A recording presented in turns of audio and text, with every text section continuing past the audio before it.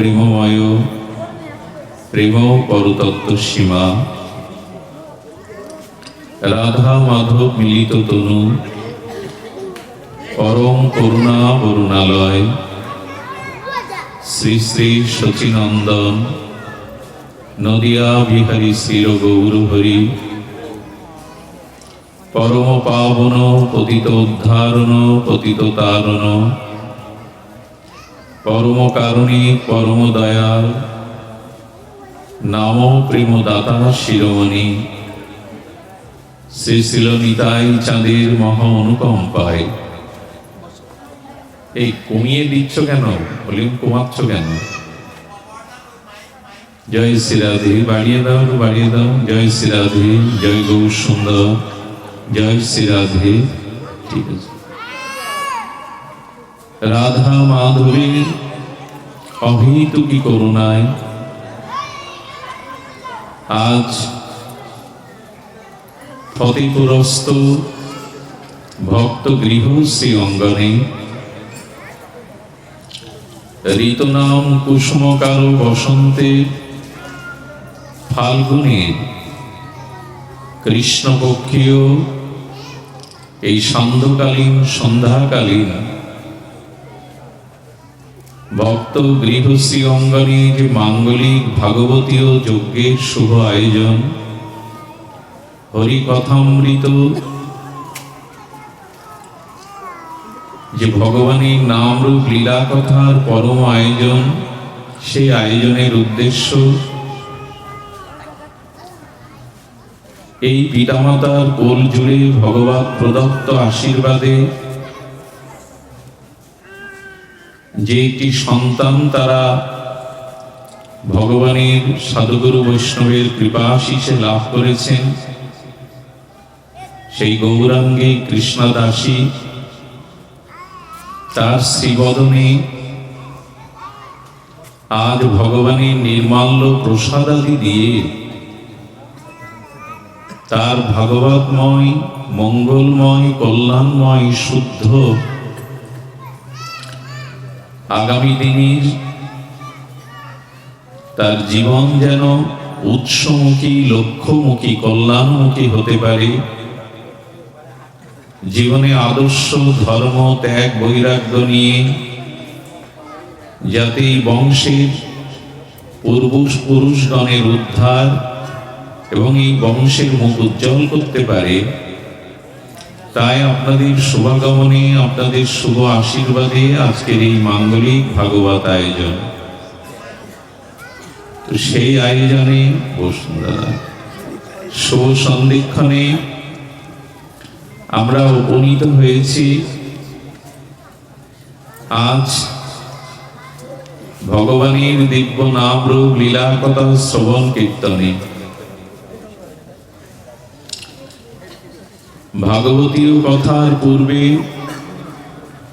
অস্মালীয় পরমারাধ্য শ্রী শিল গুরুপাদ পদ্মে পরাধ্য করি দণ্ডবৎ প্রণতি। সমাগত ভক্তগণ, বৈষ্ণবজন, আচার্যজন, মহন্তজন, জ্ঞানীজন, শ্রদ্ধাশীলা দেবী মূর্তি কল্যাণিয়া মাতৃগণ, আপনাদের সকল ভক্ত চরণে বারংবার দিন অতি দিনে সশ্রদ্ধ দণ্ডবৎ প্রণতি।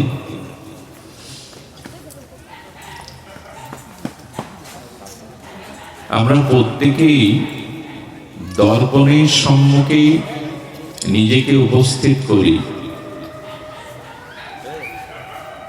অর্থাৎ প্রত্যেকেই আসি দর্পণ বা আয়নার সামনে আমরা নিজেকে উপস্থাপন করি। দর্পণে আমার মুখমণ্ডলে যদি কোনো দাগ থেকে থাকে, ধুলা লেগে যায়, দর্পণ সেটি দেখিয়ে দেয়। আমার সৌন্দর্য বা অসৌন্দর্য দর্পণে প্রতিফলিত হয়। মানুষ দর্পণের মাঝে নিজের সুন্দর অসুন্দরতা সে দেখতে পায়, কিন্তু সমস্যা হলো একটি, মানুষ সবসময় দর্পণের ধুলাগুলো মোছে, কিন্তু নিজের জীবনে যে দোষ ত্রুটি অসুন্দরতা সেটা মুছতে চায় না। দর্পণে ধুলা জমলেই দেখবেন আমরা ওটা মার্জন করি কি না, আয়নায় ধুলা পড়লে। কিন্তু যে আয়নাতে আমি আমার অসুন্দর গুলো দেখতে পাই, সেগুলি কি দর্পণের মতো করে আমি পরিমার্জন করি?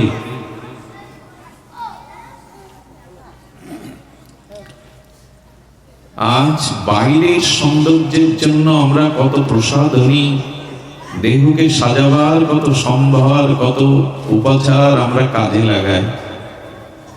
আচ্ছা, দেহকে সুন্দর করে সাজালাম প্রসাধনী দিয়ে, তার সৌন্দর্যটা কতক্ষণ টিকবে?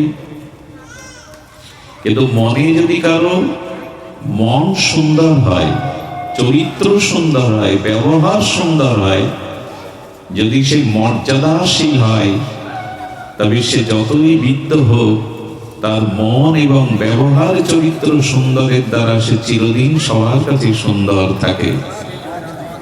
বাইরের সৌন্দর্য, সাজানো সৌন্দর্য বেশিক্ষণ টিকে থাকে না, কিন্তু যার মন সুন্দর, যিনি গুরুজনের প্রতি সর্বদা আনত শ্রদ্ধাশীল, যিনি যার চরিত্রের মধ্যে শালীনতা, শুদ্ধতা, সুব্যবহার এই গুণাবলী দিয়ে মনকে সাজিয়েছেন, তিনি চিরদিনের সুন্দরে সকলের হৃদয়ে জায়গা করে নেন। এই জন্য বাইরের সুন্দরতার থেকে আমাদের ভেতরটা সুন্দর করা খুবই প্রয়োজন। আয়নাটা, দর্পণের ধুলিটা যেমন আমরা বস্ত্র দিয়ে পরিষ্কার করি, যে আয়নায় আমি আমার খুদ দেখি, অসুন্দর দেখি, তাকে পরিষ্কার করতে হবে।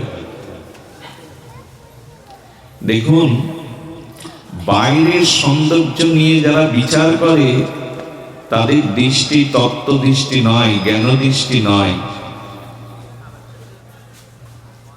আমাদের সনাতন ধর্মে আমি কয়েকজন শ্রী ভগবানের নাম উল্লেখ করছি, এরা কেউ গোরা না। গোরা মানে পরিষ্কার না। বাইরের সৌন্দর্য, বাইরের রং গোরা হলেও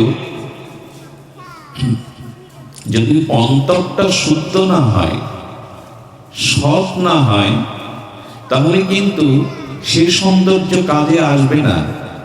নিজের কল্যাণে বা অপরের কল্যাণে, জগতের কল্যাণে আসবে না। আচ্ছা, ভগবান শিব কি গোরা? মানে তার দেহ কি গৌরাঙ্গময়? সে তো শুভ্র। ভগবান শ্রীকৃষ্ণ কিন্তু গোরা নয়। ভগবান রামচন্দ্রের গায়ের রং শ্যামল, তিনিও গোরা বা পরিষ্কার নন। এদের বাদ দিলে সনাতন ধর্মের অস্তিত্ব থাকবে? ভগবান শিবকে যদি বাদ দেন, আমাদের শ্রীমান রঘুপতি রামচন্দ্রকে, ভগবান শ্রীকৃষ্ণকে যদি আপনি সরিয়ে নেন, সনাতন ধর্মের অস্তিত্ব থাকবে না। এই জন্য বাইরের সৌন্দর্য নয়, মানে আমরা মনে করি যদি গায়ের রং গোরা হয়, বাইরে দেখতে সুন্দর হয়। এখন তো এই বাহ্যিক সৌন্দর্যের পূজারী আমরা, ভেতরের সৌন্দর্যতা প্রায়শ আমরা বিচার করি না। কিন্তু বিচার হতে হবে অন্তরের, মনের, চরিত্রের শুদ্ধতা, সৌন্দর্যতা। এই জন্য শাস্ত্রে বলছেন, নিজেকে, ভেতরটাকেই সুন্দর করো।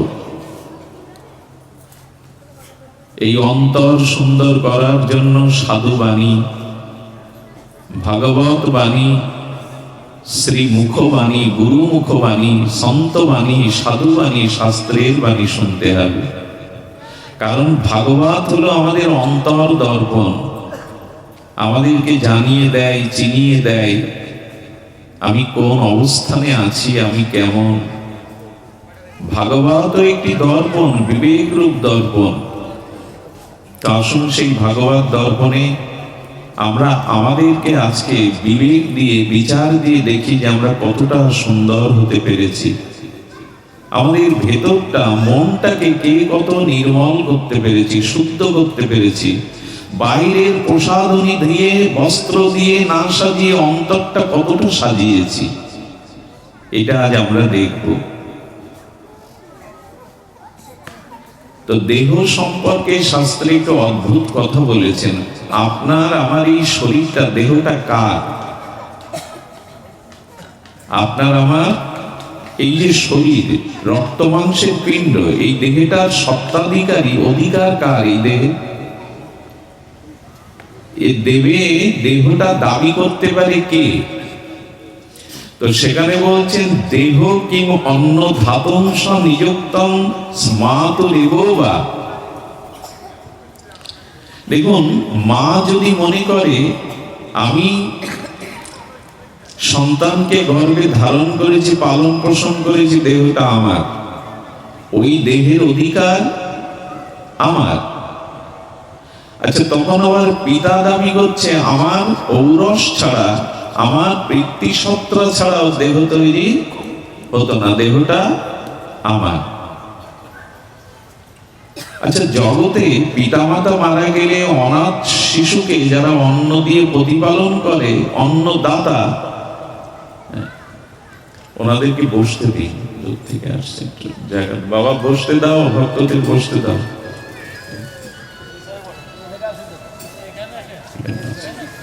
তো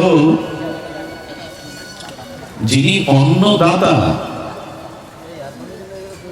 তিনি দাবি করছেন যে না, আমি প্রতিপালন করেছি, অন্নদাতা আমার ওই দেহের অধিকার।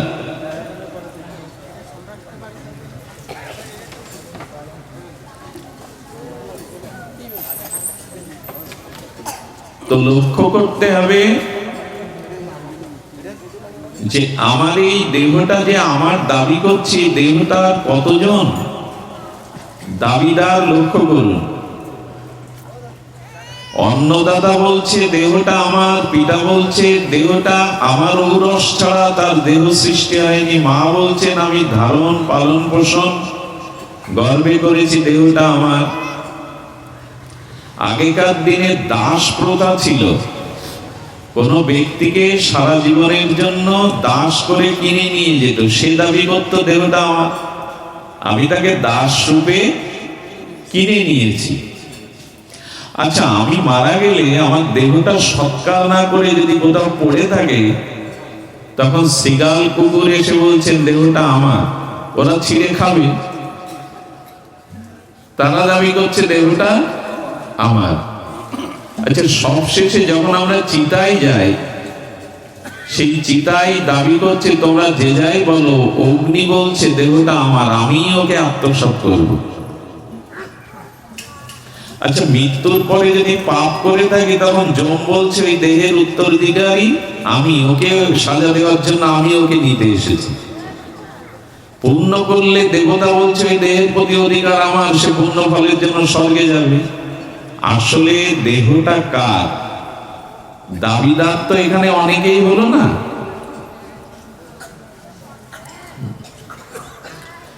তো পিতা পুত্র, পিতা মাতা, অন্নদাতা, শিগাল কুকুর, অগ্নি, মৃত্যুর পরে পাপীর দেহটাকে সাজা দেওয়ার জন্য যম কবলিত করে। দেহটা কার? এই যে মনুষ্য দেহ, এই যে মানব দেহ, এই দেহটার দাবিদার অনেকেই। এজন্য আমাদের শাস্ত্র বলে দিয়েছেন দেহটা পেয়েছ, এই দেহ আমার এবং এই দেহ আমি, এই দেহাদির আত্মবুদ্ধ, অর্থাৎ এই বুদ্ধিটা আত্মবুদ্ধায়, অর্থাৎ এই দেহ আমার, এই দেহ আমি, এই জাতীয় চিন্তা পশু বুদ্ধি,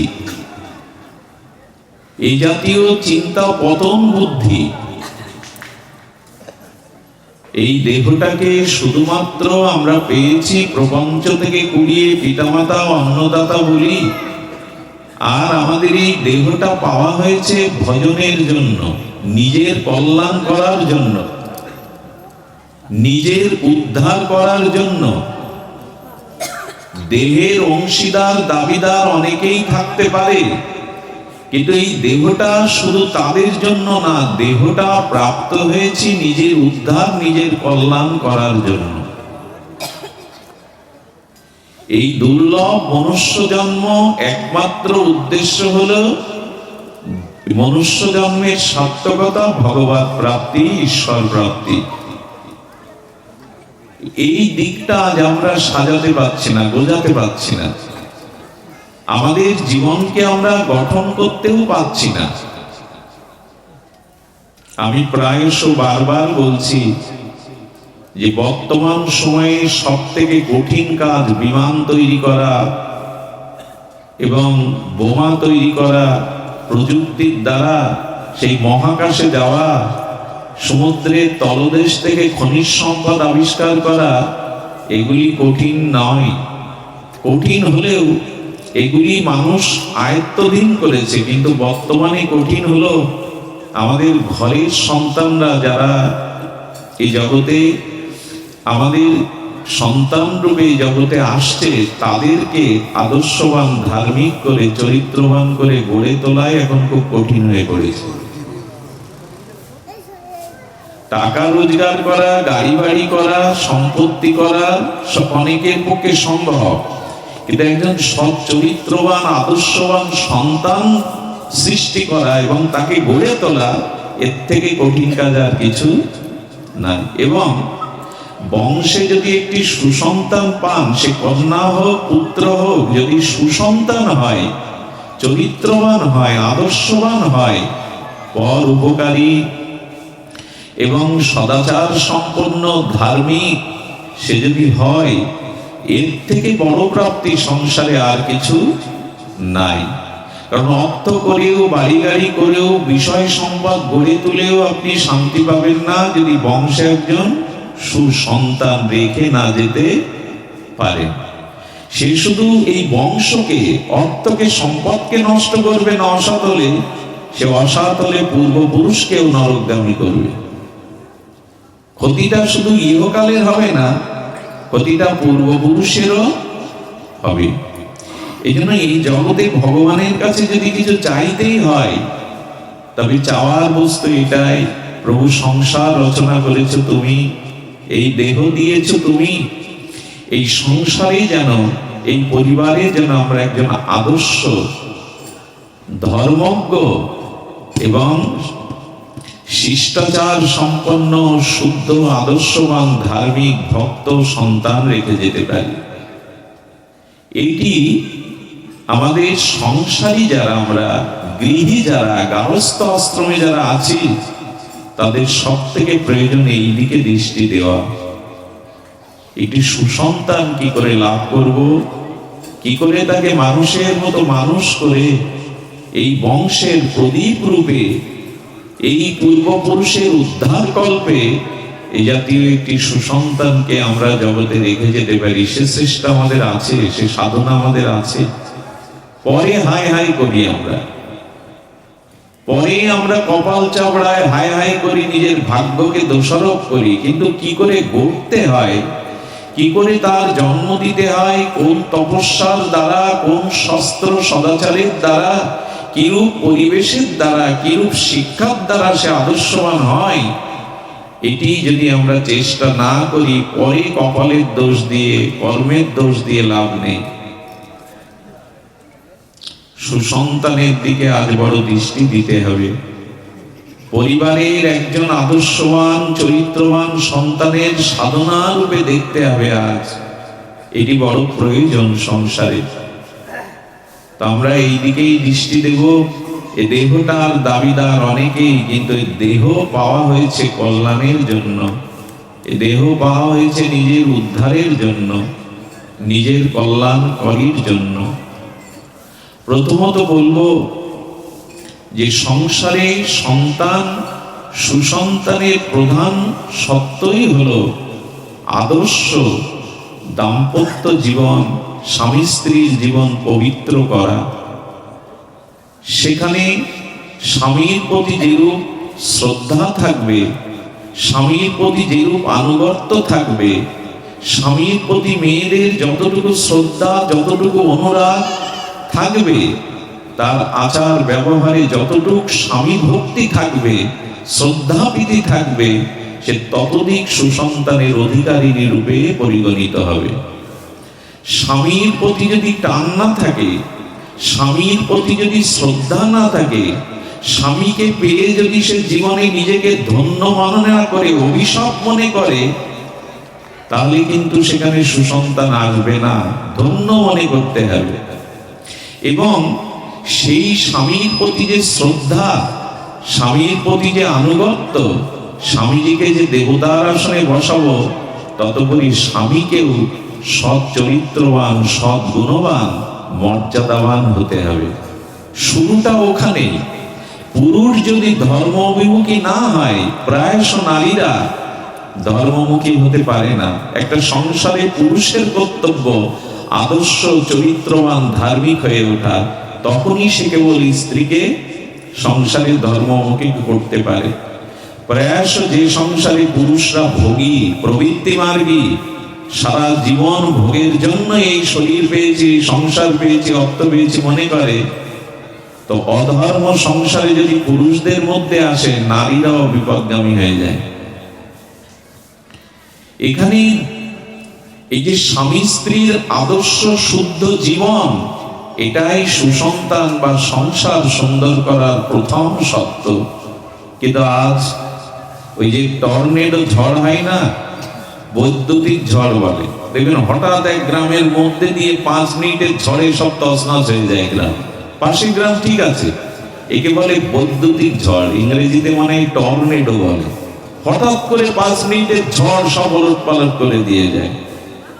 আমাদের জীবনে এই যে সংসারী দাম্পত্য জীবন, এই সংসারের দাম্পত্য জীবন যদি আদর্শের নিরিখে না হয়, শুধু ভোগ বাসনার জন্য সম্পর্ক সম্বন্ধ হয়, তপস্যা নেই, সাধনা নেই, সদাচার নেই, একে অপরের প্রতি বিশ্বাস, শ্রদ্ধা যদি না থাকে, তো এখান থেকেই সংসারের অভিশাপ শুরু হয়।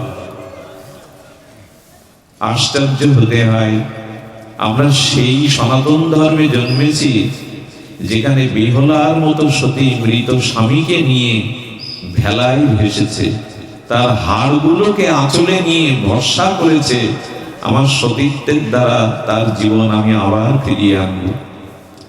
আমরা সেই সনাতনে জন্মেছি যেখানে সাবিত্রীর মতো সতী জমের দুয়ার থেকে মৃত স্বামীকে জীবন দিয়ে ফিরিয়ে আনে।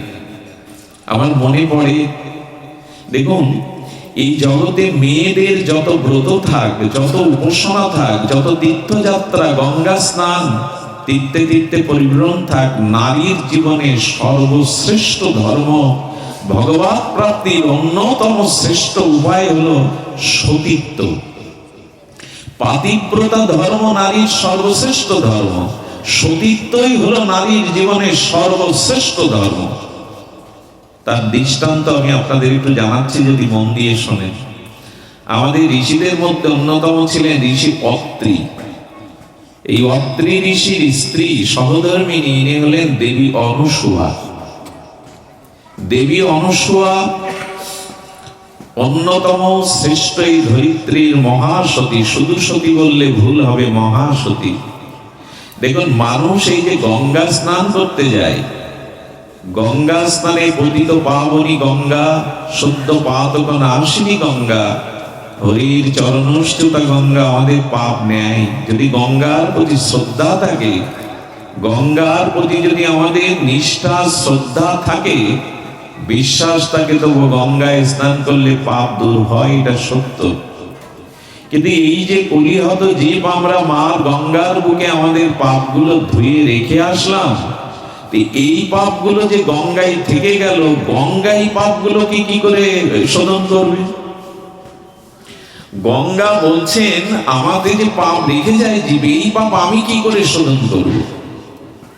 গঙ্গা দেবী তখন এই পাপ শোধনের জন্য গেলেন কোথায় জানেন? মাতা পার্বতী, জগৎ মাতা লক্ষ্মী, কমলা দেবী এবং ব্রহ্মার ঘরণী দেবী সরস্বতী তিনজনকে একত্রিত করে বললেন, মা, আমার বুকে কলির জীব যে পাপ রেখে এসছে, এই পাপকে আমি কি করে, এই মলিনতাকে কি করে আমি শুদ্ধ হব, উপায় বলে দাও। তো মাতা পার্বতী, মাতা লক্ষ্মী এবং মাতা সরস্বতী যখন তাকে কি করে পবিত্র হবে জ্ঞান দিতে যাবে, উপদেশ দিতে যাবে, সেই মধ্যে দেবর্ষিপাদ নারদ মাধব নারায়ণ বলে উপস্থিত। বলে, মা, তুমি তো ধরিত্রীতে বহমান, তো তুমি ওই স্বর্গে বৈকুণ্ঠে কেন এসছো, কৈলাসে কেন এসছো? ওই পৃথিবীতে এমন একজন সতী আছে, তুমি তার শরণাপন্ন হলে, তার আশীর্বাদ পেলে তোমার সমস্ত পাপ দূরীভূত হবে, তোমার তো বৈকুণ্ঠে কৈলাসে আসার প্রয়োজন নেই। তখন মা গঙ্গা বললেন, কে তিনি? বললেন, দেবী অনুসূয়া, তার কাছে যাও। একটা অনুরোধ করি, কোন রমণী বা কোন মায়েদের সামনে অন্য কোন মায়ের প্রশংসা করবেন না। কোন নারীর সামনে অন্য কোন নারীর যদি প্রশংসা করেন, সহজে মায়েরা মেনে নিতে পারে না, মায়েদের একটা দুর্বলতা আছে।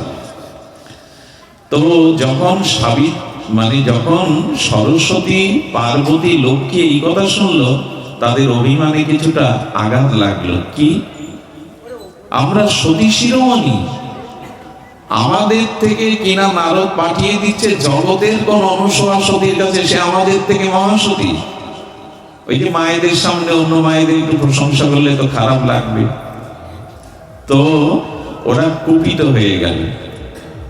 কুপিত হওয়ার জন্য তখন তারা কি করেছে জানেন? ওই অত্রি ঋষির আশ্রমের পাশে যেসব সরোবর ছিল, জলাশয় ছিল, ঋষিমণি যেখান থেকে জল নিতেন, ওগুলো শুকিয়ে দিল। লক্ষ্মী দেবী, পার্বতী দেবী, সরস্বতী দেবী মিলে জল ওখান থেকে তুলে নিল। এখন অত্রি ঋষি সমাধিস্থ, ধ্যানস্থ, একটু যখন বাইরে ধ্যান থেকে ভগ্ন হলো, বলছে জল নিয়ে আসো। কমণ্ডলটা এগিয়ে দিলে দেবী অনুসূয়া একবারও বললেন না যে গৃহে বা আশেপাশে জল। এই দেখুন, স্বামীর কোনো কথা প্রথমত কোনো স্ত্রী লঙ্ঘন বা তর্ক করতে চায় না। জল নেই উনি জানেন, উনি তো সমাধিতে, উনি ধ্যানে আছেন, কিন্তু পাত্রটা নিয়ে বলছেন আমি ব্যবস্থা করছি। না বলবে না, না বলবে না তারা। দেখবেন সংসারে নারীদের উচিত হলো যতক্ষণ যতটুকু সামর্থ্য আছে, না কথাটা সামর্থ্য যতটুকু আছে। আমি একবার ভিজতে ভিজতে এক জায়গায় পাঠে গিয়ে আমি পুরোটাই ভিজে গেছি। তারা অত্যন্ত দরিদ্র। আমি চেয়ে বসছি, মা, তোমার ঘরে কোনো ধুতি আছে? হঠাৎ চিন্তা করেই বললেন, বাবা আছে, আমি এনে দিচ্ছি। যেটা এনে দিল সেটা ধুতি না, মায়েদের সাদা পাড়ের একটা শাড়ি। কিন্তু বললেন না যে আমার ঘরে বস্ত্র। আমি ভিজে দেখছে সেই শ্বেত বস্ত্র পরেই পাঠ করলাম। চিন্তা করলাম ইনি সাধারণ নয়, না দূরদৃষ্টি অনেক।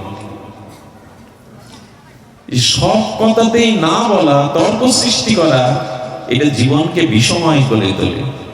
উনি জল নিয়ে তখন গঙ্গাকে স্মরণ করছে, মা, অতিদেবতা জল চেয়েছে, একটা করুণা করো, উপায় করো।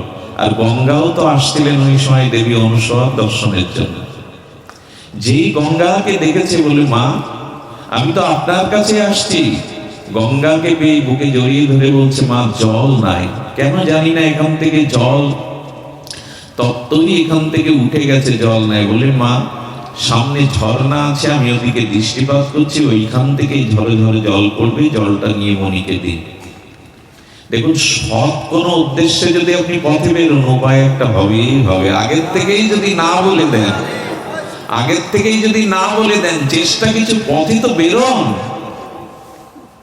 পথে বের হন। অনেকের মনে ইচ্ছে করে আমি একটা ভাগবত অনুষ্ঠান দেব, ধর্মীয় অনুষ্ঠান দেব, কিন্তু আমার অর্থ নেই। একবার পথে বেরোন, একবার সৎ সংকল্প নিয়ে সংকল্প করুন। কোন মহৎ কাজ কখনো বেঁধে থাকবে না। কোনো না কোনো উপায় দৈব থেকে কৃপা হতে আপনার কাছে আসবে। গঙ্গা বাড়ি দিলেন, আর শ্রী গঙ্গা দেবী অনুসূয়ার কাছে তিনি কিছুক্ষণ বসে যখন তাদের মধ্যে আলোচনা হলো, আর এই সতীর দর্শনে, সতীর স্পর্শনে আর দেবীরূপী গঙ্গার ভেতর থেকে কলিযুগের যে জীব আমরা পাপ রেখে আসি, সেটি এই সতীর দর্শনে, সতীর স্পর্শনে গঙ্গা রেখে যাওয়া আমাদের পাপ মলিনতা দূরীভূত হয়ে গেল। গঙ্গা ধন্য ধন্য করে মাকে প্রণাম করে চলে গেলেন, কিন্তু পিছনে ছাড়ল না। দেখুন, মায়েদের মধ্যে নারী জাতি আর এক নারী জাতির প্রতি প্রতিহিংসা পরায়ণ খুব বেশি হয়, প্রতিহিংসাটা মানে খুব বেশি হয়। সরস্বতী এবং পার্বতী এবং লক্ষ্মী দেবীর মাথার ঠিক নেই, সতীত্বর উপাধি জগতের একজন নিয়ে নেবে আমরা থাকতে। আমরা পরীক্ষা করবে, এমনি এমনি ছাড়বো না। আরে জল তো পেয়ে গেল গঙ্গার, এবার পরীক্ষা কি করবে জানেন? ভোলানাথকে ডেকেছেন পার্বতী, লক্ষ্মী দেবী নারায়ণকে ডেকেছেন, সরস্বতী ব্রহ্মাকে ডেকেছেন, যাও আমরা সতী থাকতেই জগতের একজন মহাসতীর উপাধি পাবে, এ আমরা সহ্য করতে পারছি না। তবে যদি সত্যিই মহাসতী হয়, ওকে পরীক্ষা দিতে হবে, যাও। কাকে কাকে পাঠাচ্ছেন? ভগবান শঙ্করকে, ব্রহ্মাকে এবং বিষ্ণুকে। আপনারা পরীক্ষা করে আসুন সে মহাসতী কি করে হয়। তিনজন বিবস্ত্র হয়ে, ব্রহ্মা, ভগবান বিষ্ণু এবং ভগবান শঙ্কর বিবস্ত্র হয়ে তারা এসে বলছে ভিক্ষাং দেহি। অত্রি ঋষি তখন তপস্যায় বসেছে অনতি দূরে জঙ্গলের মধ্যে, আর মাতা অনুসয়া, দেবী অনুসয়া ঘরে একা। যখন ভিক্ষাং দেহি বলেছে, তাদের ভিক্ষা দেওয়ার জন্য উপস্থিত হয়েছে, তখন বলছেন যে দেখো, আমরা শুদ্ধ পবিত্র, দেহাবেশ আমাদের নাই, আমরা আমাদের দেহাবেশ নাই, তো আমরা শুদ্ধ পরমাংশ, আমাদেরও ভিক্ষা দিতে গেলে, সেবা দিতে গেলে তোমাকেও শুদ্ধতার পরিচয় দিতে হবে, দেহে কোনো বসন রাখলে হবে না। কত বড় পরীক্ষা বলুন তো। ঘরে গিয়ে স্বামীকে স্মরণ করছেন, উপায় বলুন, কৃপা করুন, শক্তি সঞ্চারিত করুন, আমাকে সুবুদ্ধি দিন। তখনই দেবী অনুসয়া বলছে, হ্যাঁ, আমি যদি প্রকৃত পতিপরায়ণা সতীসাধ্যী হই, পতিব্রতা ধর্ম পালন করি, তবে এই মুহূর্তে এই সম্মুখের তিনজন সন্ন্যাসী দুগ্ধপোষ্য শিশু রূপ নিয়ে নিক, দুগ্ধপোষ্য শিশুতে রূপান্তরিত হোক। এই গল্প নয়, এ উপন্যাস নয়, সতীর এই মহাবাক্যে ব্রহ্মা, বিষ্ণু এবং ভগবান শঙ্কর দুগ্ধপোষ্য শিশুতে রূপান্তরিত হয়ে গেলেন।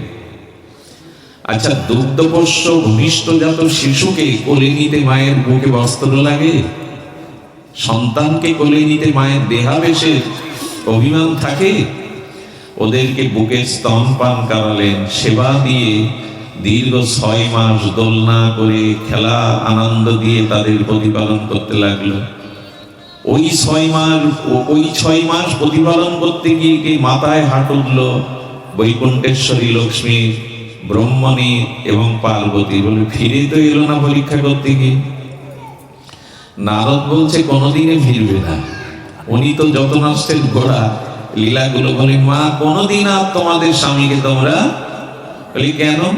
বলে যা পরীক্ষা করতে পাঠিয়েছো পালে, সে যদি করুণা করে পেতে পারো, নাহলে এই জীবনে আর পাবে না, চলে যাও।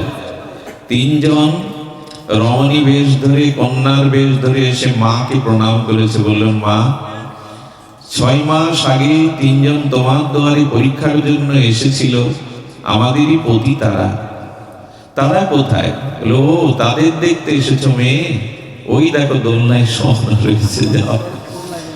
গিয়ে দেখছে যে তিনজন শিশুরূপে সতীর মহিমা দেখুন, তিনজন দোলনায় শায়িত।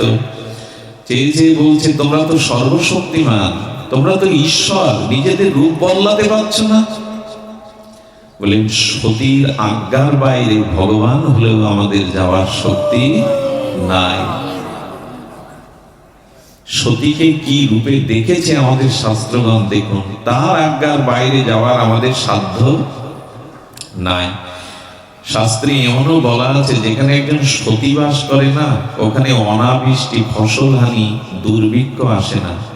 যে মাটিতে একজন সতী দাঁড়িয়ে থাকে, ঈশ্বর ওই মাটিটাকেও ধ্বংস করতে চান না, করেন না। এত মহিমা এই সতীত্বের। তো সেখানে কি ঘটেছে? যখন বলছে না, তোমরা ওনাদের চরণে নিবেদন করো, লক্ষ্মী এবং আমাদের সরস্বতী মাতা পার্বতী স্বরূপে প্রকাশ হয়ে মায়ের চরণে পড়ে কাঁদছে, বলছেন মা ওরা আমাদের প্রতিদেবতা, ফিরিয়ে দাও আমাদের করে।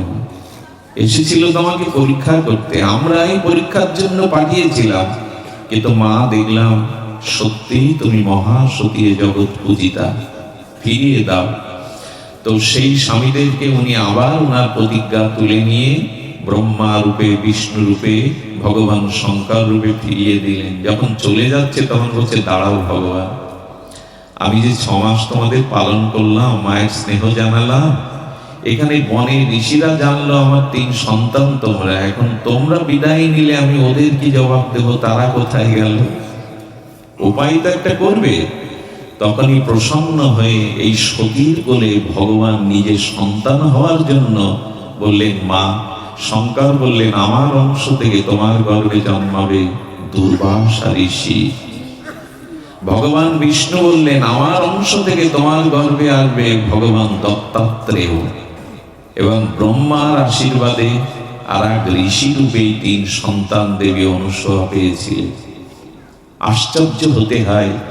এই জন্য যে গৃহে একজন সতী সাধ্বী, স্বামী পরায়ণা, স্বামী দুঃখে দুঃখী, স্বামী সুখে সুখী, স্বামী ছাড়া অন্য কোন পুরুষের কল্পনাও যে মনে আনে না, এই জাতীয় সতী যেখানে আছে সেখানে দেব দেবীও সেই দুয়ারে গিয়ে আশীর্বাদ করে আসে, দেব দেবীরও স্থান সেখানে হয়।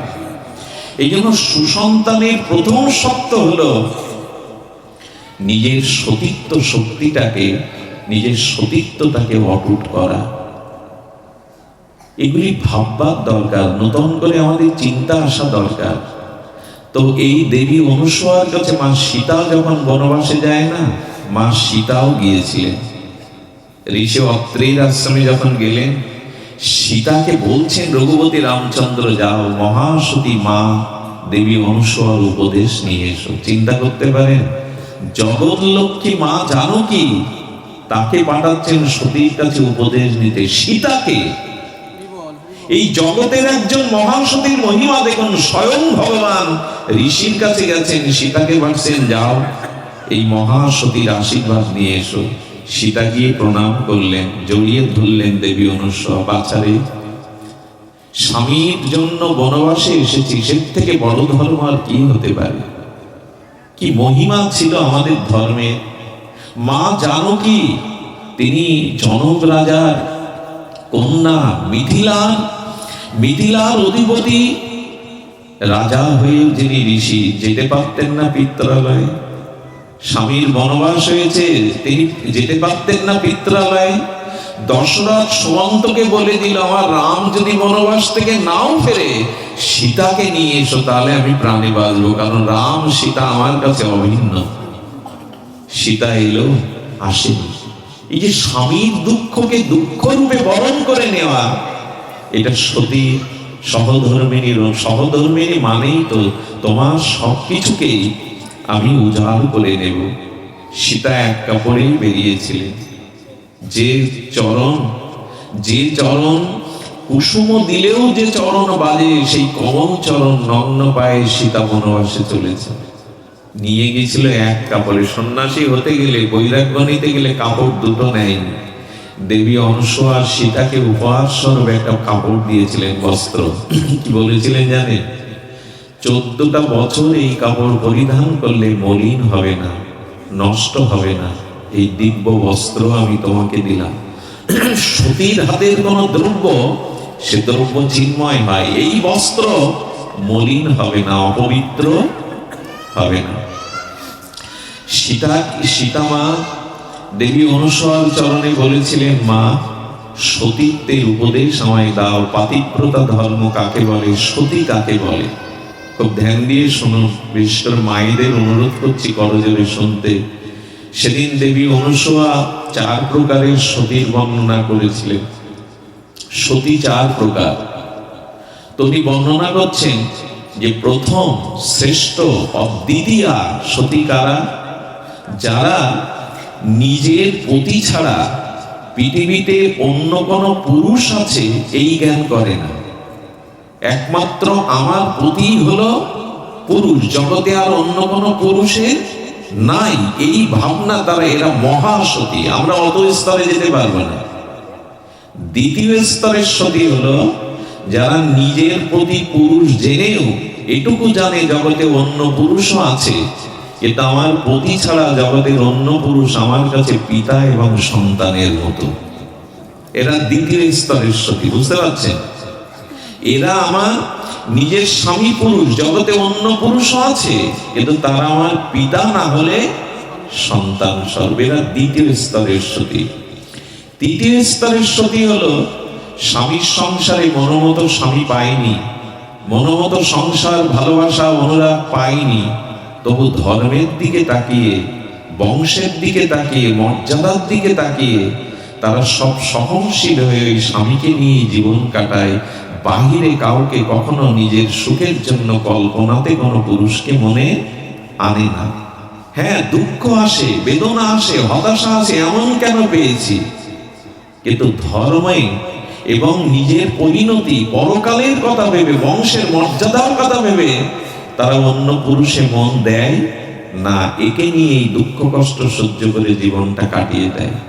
চতুর্থ সতী হলো তারা নিজের পুরুষ থাকতেও পর পুরুষে তাদের মন মাঝে মাঝে চলে যায়, কল্পনাতে চলে যায়, কিন্তু তারা ব্যস্ততার জন্য, লজ্জার জন্য, মর্যাদার জন্য চিন্তা করলেও, মনে স্থান দিলেও ঘর ছেড়ে, ঘরকে নষ্ট করে ভেঙে তার কাছে যায় না।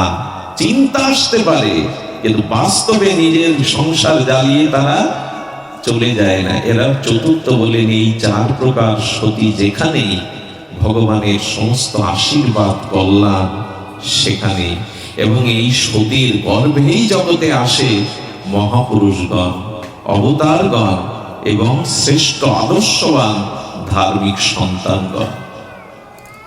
আমি অনুরোধ করব সংসারগুলো দাও দাও করে জ্বলছে এখন। স্বামী স্ত্রীর সম্পর্কটা আমাদের সনাতন বৈদিক ধর্মে কোনো চুক্তি নয়, খাতা কলমে করে কোনো রেজিস্ট্রেটের বিষয় নয়।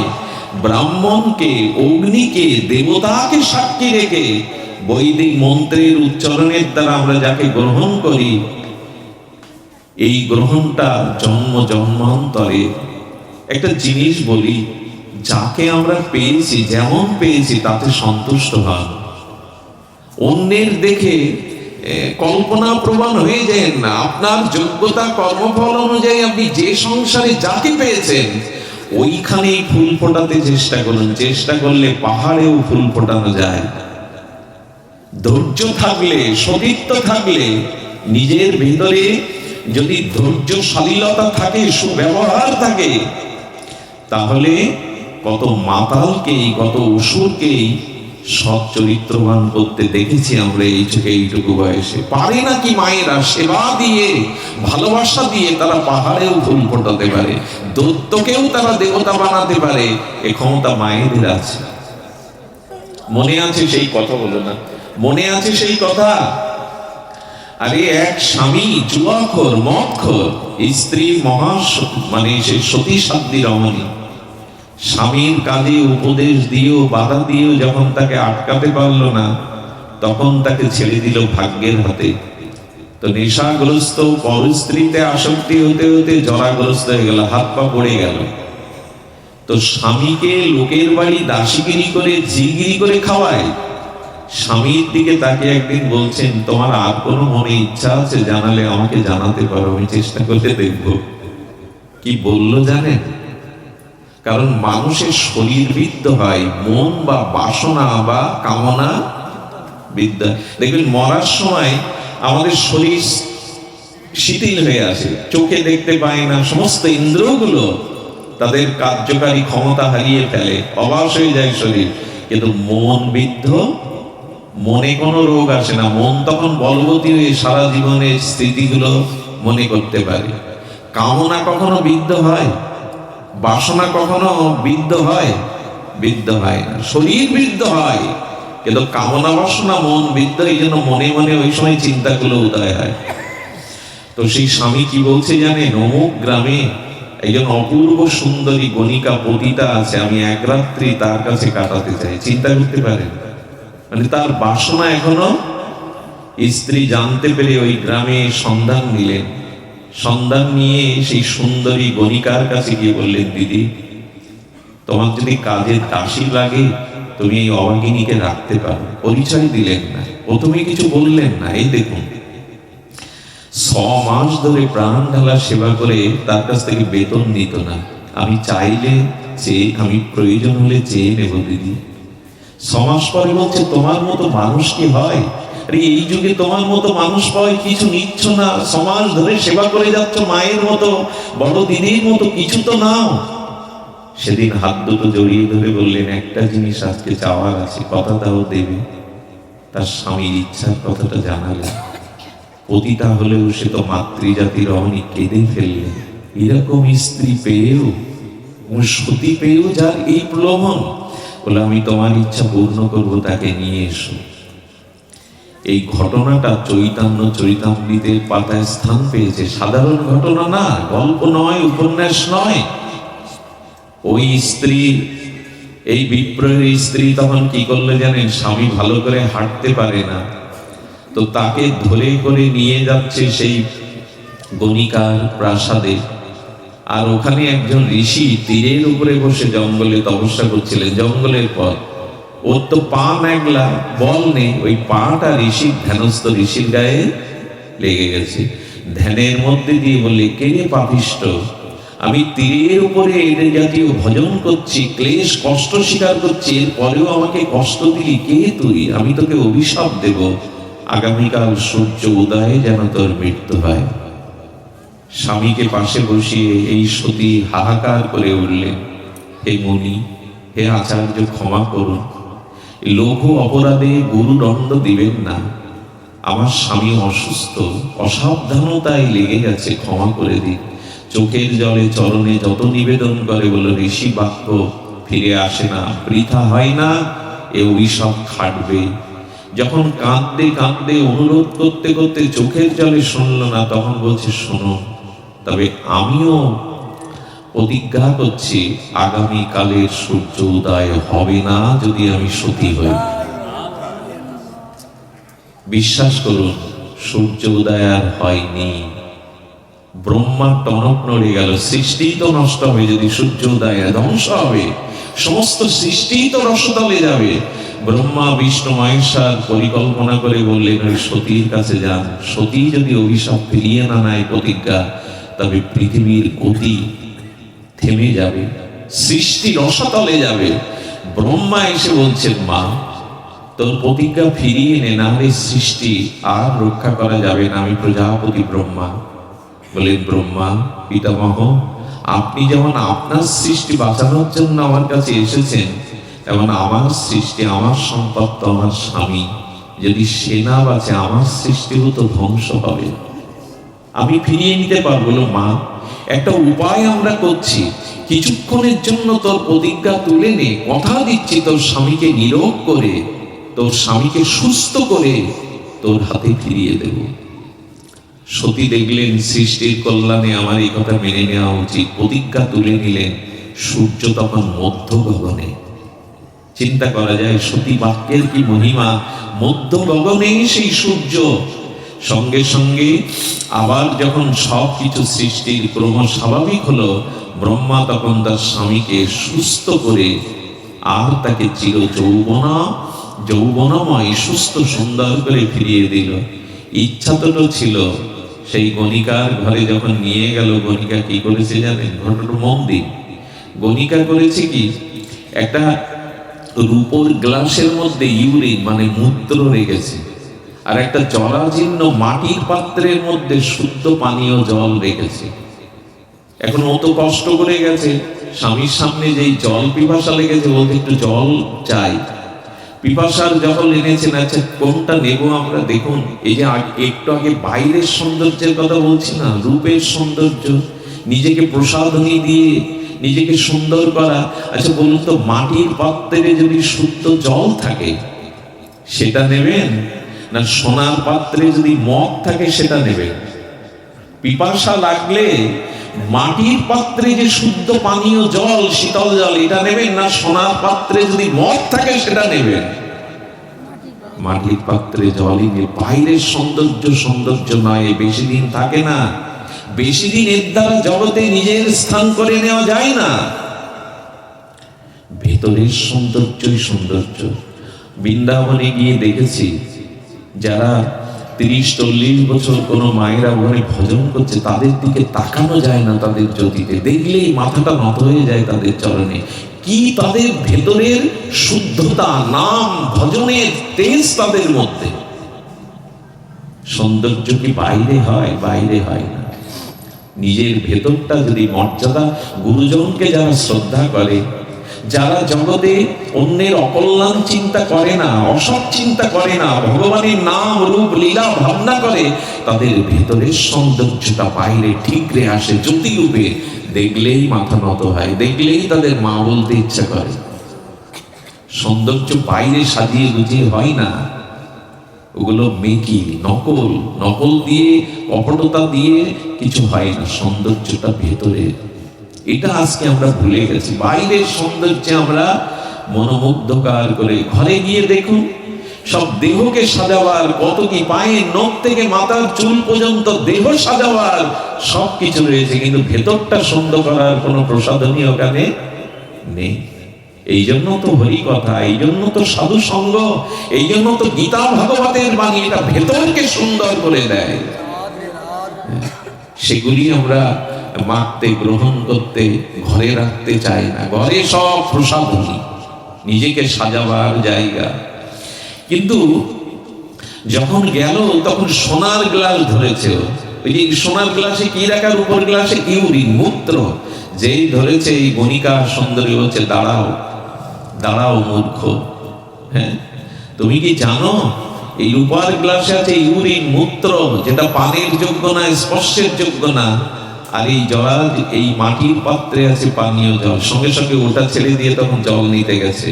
গণিকা তখন আটকে দিয়ে বলছেন, পাপিষ্ঠ মূর্খ, ঘরে এমন সতী সাধ্বী শুদ্ধ সতী থাকতে তোমার দৃষ্টি আমাদের মতো এই নরক পুতি দুর্গন্ধময়ের দিকে।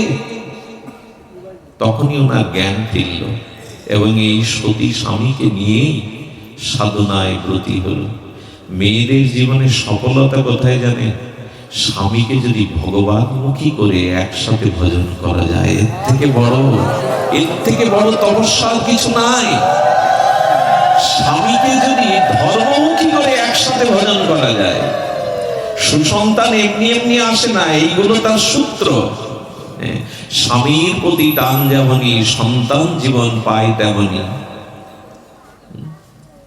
স্বামীর প্রতি টান যেমনই সন্তান জীবন পায় তেমন। এই জন্য অনুরোধ করব, সংসারে গৃহে আজ বড় মলিনতা স্বামী স্ত্রীর মধ্যে আছে। এই যে ভাগবত শোনার কথা আমরা আপনাদের আহ্বান করি, আপনাদের ভাগবত শোনাবার জন্য আমরা এই ব্যাসপীঠে বসেছি। কথা তো শুনতে হয়, কিন্তু লক্ষ্য করবেন আজ ভাগবত কথা পড়ে মরুক। অধিক সংসারে দেখবেন শাশুড়ি এবং বৌমার সাথে বাক্যালাপ নেই, 2 বছর 5 বছরও নাই। ভাগবত কথা আর বলবে, শুনবে কি? বাড়িতেই তো কথা বলা বন্ধ হয়ে, কেউ কাউদের সাথে। আরে ভাগবত শোনা তো পরে, আগে বাড়িতে অন্তত সুব্যবহার করো, কিন্তু এগুলি নাই। বৌমার সাথে শাশুড়ি বাক্যালাপ নাই।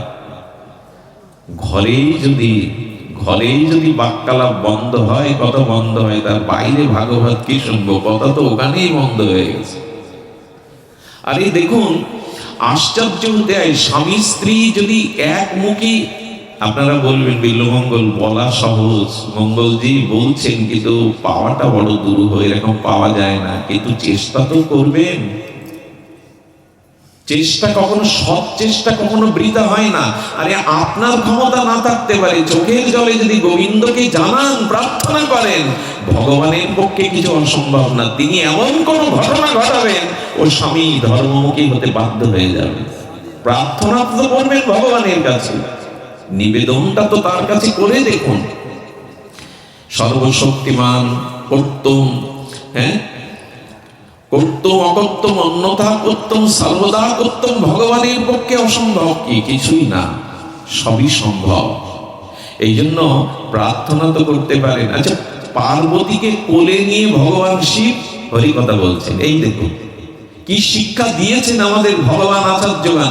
পার্বতীকে কোলে বসিয়ে এই হরিকথা শোনাচ্ছেন মহিষীদের।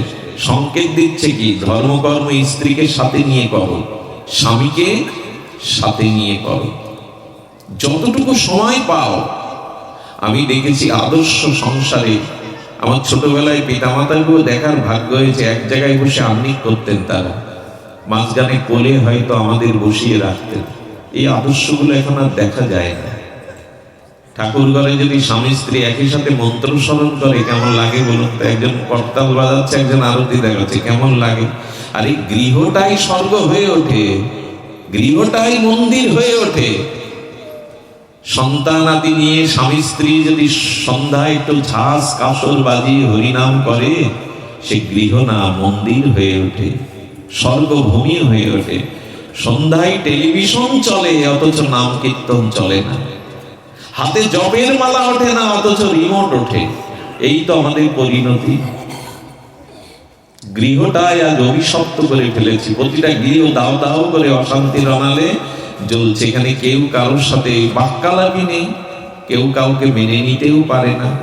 এর মধ্যে দিয়ে সংসারটাকে সুন্দর করার জন্য চাই ধৈর্য, সহনশীলতা, মর্যাদাবোধ। এগুলি যদি একটি রমণীর থাকে, সে ফিরিয়ে আনতে পারে। তাকিয়ে দেখুন, অল্প বয়সে বিধবা হলো আর বঞ্চিত হলো কুন্তী দেবী। 12 বছর বনে 5টা ছেলেকে নিয়ে ভিক্ষা করে খেলো। কত কষ্ট গেছে, বিধবা হয়েছে অল্প বয়সে, বনবাসে কাটিয়েছে 12 বছর। লোকের বাড়ি ঝির কাজ করতে, যে কুন্তীর জীবনে কম দুঃখ কম কষ্ট, কিন্তু সতীত্ব আর আদর্শের দ্বারা, তপস্যার দ্বারা পঞ্চ পাণ্ডবকে তিনি বিশ্ব বিজয়ী করলেন। পঞ্চ পাণ্ডবকে তিনি বিশ্ব বিজয়ী করলেন। যে গৃহে গোবিন্দ ছায়ার মতো লেগে থাকতো, অর্জুনের সাথে যুধিষ্ঠিরের সাথে ওই পরিবারের একজন হয়ে গোবিন্দ ছিল। ঋষি মুনিরা পাণ্ডবদের প্রণাম করতেন, পাণ্ডব গৃহকে প্রণাম করতেন। মুনি ঋষি যোগীরা যুগ যুগান্তর তপস্যা করে যে ভগবানকে পায় না, আর সেই ভগবান তোমাদের গৃহে আপনজন হয়ে, তোমাদের একজন হয়ে ছায়ার মতো রয়েছে। পাণ্ডবদের চিঠি বার্তা দুর্যোধনের কাছে 12 পিয়ন হয়ে নিয়ে যাচ্ছে গোবিন্দ। ধন্য ধন্য পাণ্ডবরা। কেন? সতী কুন্তী দেবীর কারণে এই সন্তানরা বিশ্ব বিজয়ী হলো, ধার্মিক হলো, গোবিন্দের কৃপা পেল। কিন্তু গান্ধারী স্বামীকে ভালোবাসতো বটে, কিন্তু স্বামীকে সৎ পথ দেখাতে জন্মন্ধ ধৃতরাষ্ট্র, সে জ্ঞানন্ধ, তার জ্ঞান ছিল না। দ্রৌপদীর অপমান দেখতে চায়, পাণ্ডবরা বিষ খাইয়ে মারতে গেল, সব জানতেন। ধৃতরাষ্ট্র প্রতিবাদ, নিজের সন্তানের মোহে সন্তানদেরকেই পতনের কারণ ঘটালেন। এবং গান্ধারী পারলেন না, সতী ছিল বটে, কিন্তু পারলেন না, স্বামীকে ফেরাতে পারলেন না।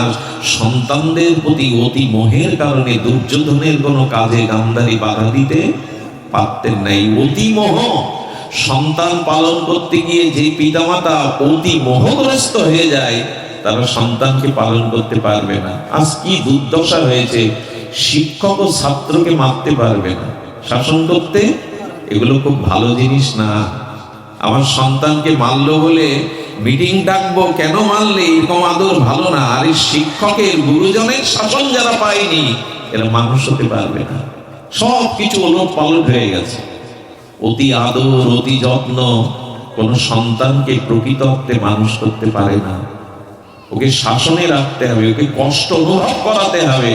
সব কিছুই যদি তার সুখের জিনিস সামনে এনে দেন, সে মানুষ হতে বাধাগ্রস্ত হবে। আপনারা দেখবেন সমাজে যারা খুব উচ্চবিত্ত, ধন ঐশ্বর্য অঢেল, প্রায়শ দেখবেন তাদের সন্তানরা বেশি বিপদগামী হয়। দরিদ্র কৃষকের ঘরে, দরিদ্র খেটে খাওয়া দিনমজুর ঘরের সন্তানরা খুব বেশি বিপদগামী কম হয়।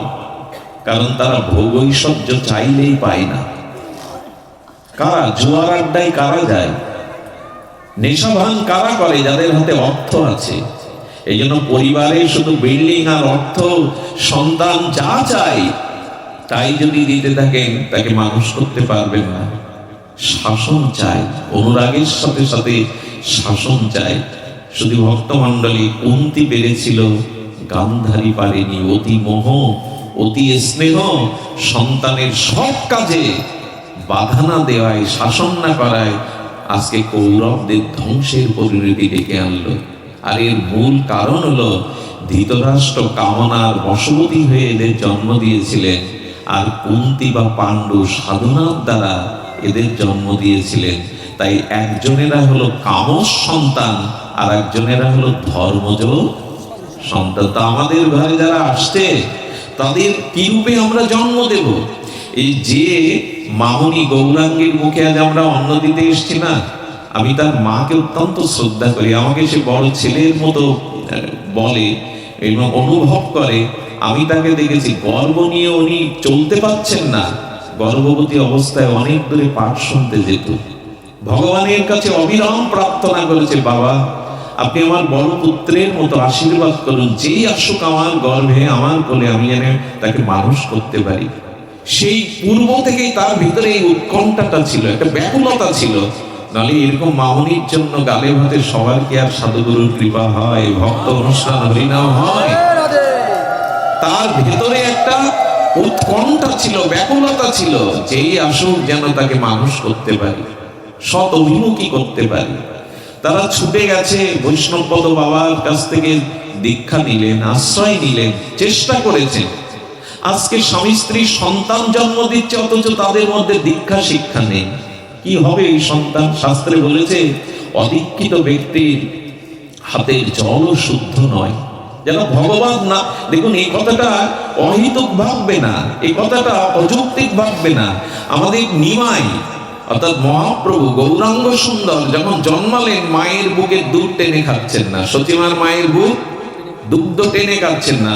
আচ্ছা, মায়ের দুগ্ধ যদি সন্তান না খায়, মা চিন্তিত হয়ে পড়ে। অদ্বৈত আচার্যকে ডেকেছেন, আচার্য দেখেন তো আমার নিমাই কেন বুকের দুধ টেনে পাচ্ছে না?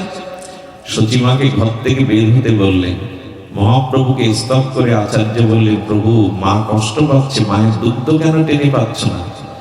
আমার মায়ের কানে আচার্য দ্বারা এখনো হরিনাম যায়নি, মা এখনো হরিনাম কানে নেয়নি, এই জন্য আমি মায়ের দুগ্ধ টেনে পেতে। চিন্তা করা যায়, দীক্ষা নেই, সদাচার নেই, সাধন ভজন নেই, সন্তান মানুষ হোক, বড় হোক, একটা খেতে ভালো ফসল পাওয়ার জন্য মানুষ এই ক্ষেতটাকে আবর্জনা মুক্ত করে, আগাছা মুক্ত করে, তাকে মই দিয়ে, নাঙল দিয়ে আগাছা মুক্ত করে, সার আদি করে, উর্বর করে, উৎকৃষ্ট বীজ বপন করে, কত যত্ন নেয়, জল সেচ দিয়ে একটা ফসল মানুষ এ বেলায় বোঝে।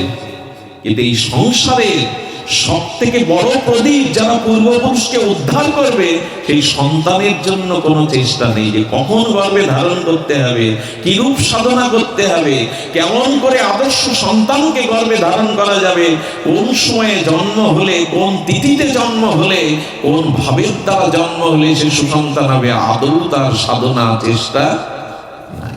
কামের দ্বারা যারা জন্ম নিচ্ছে তারা দুর্যোধনের মতো হচ্ছে।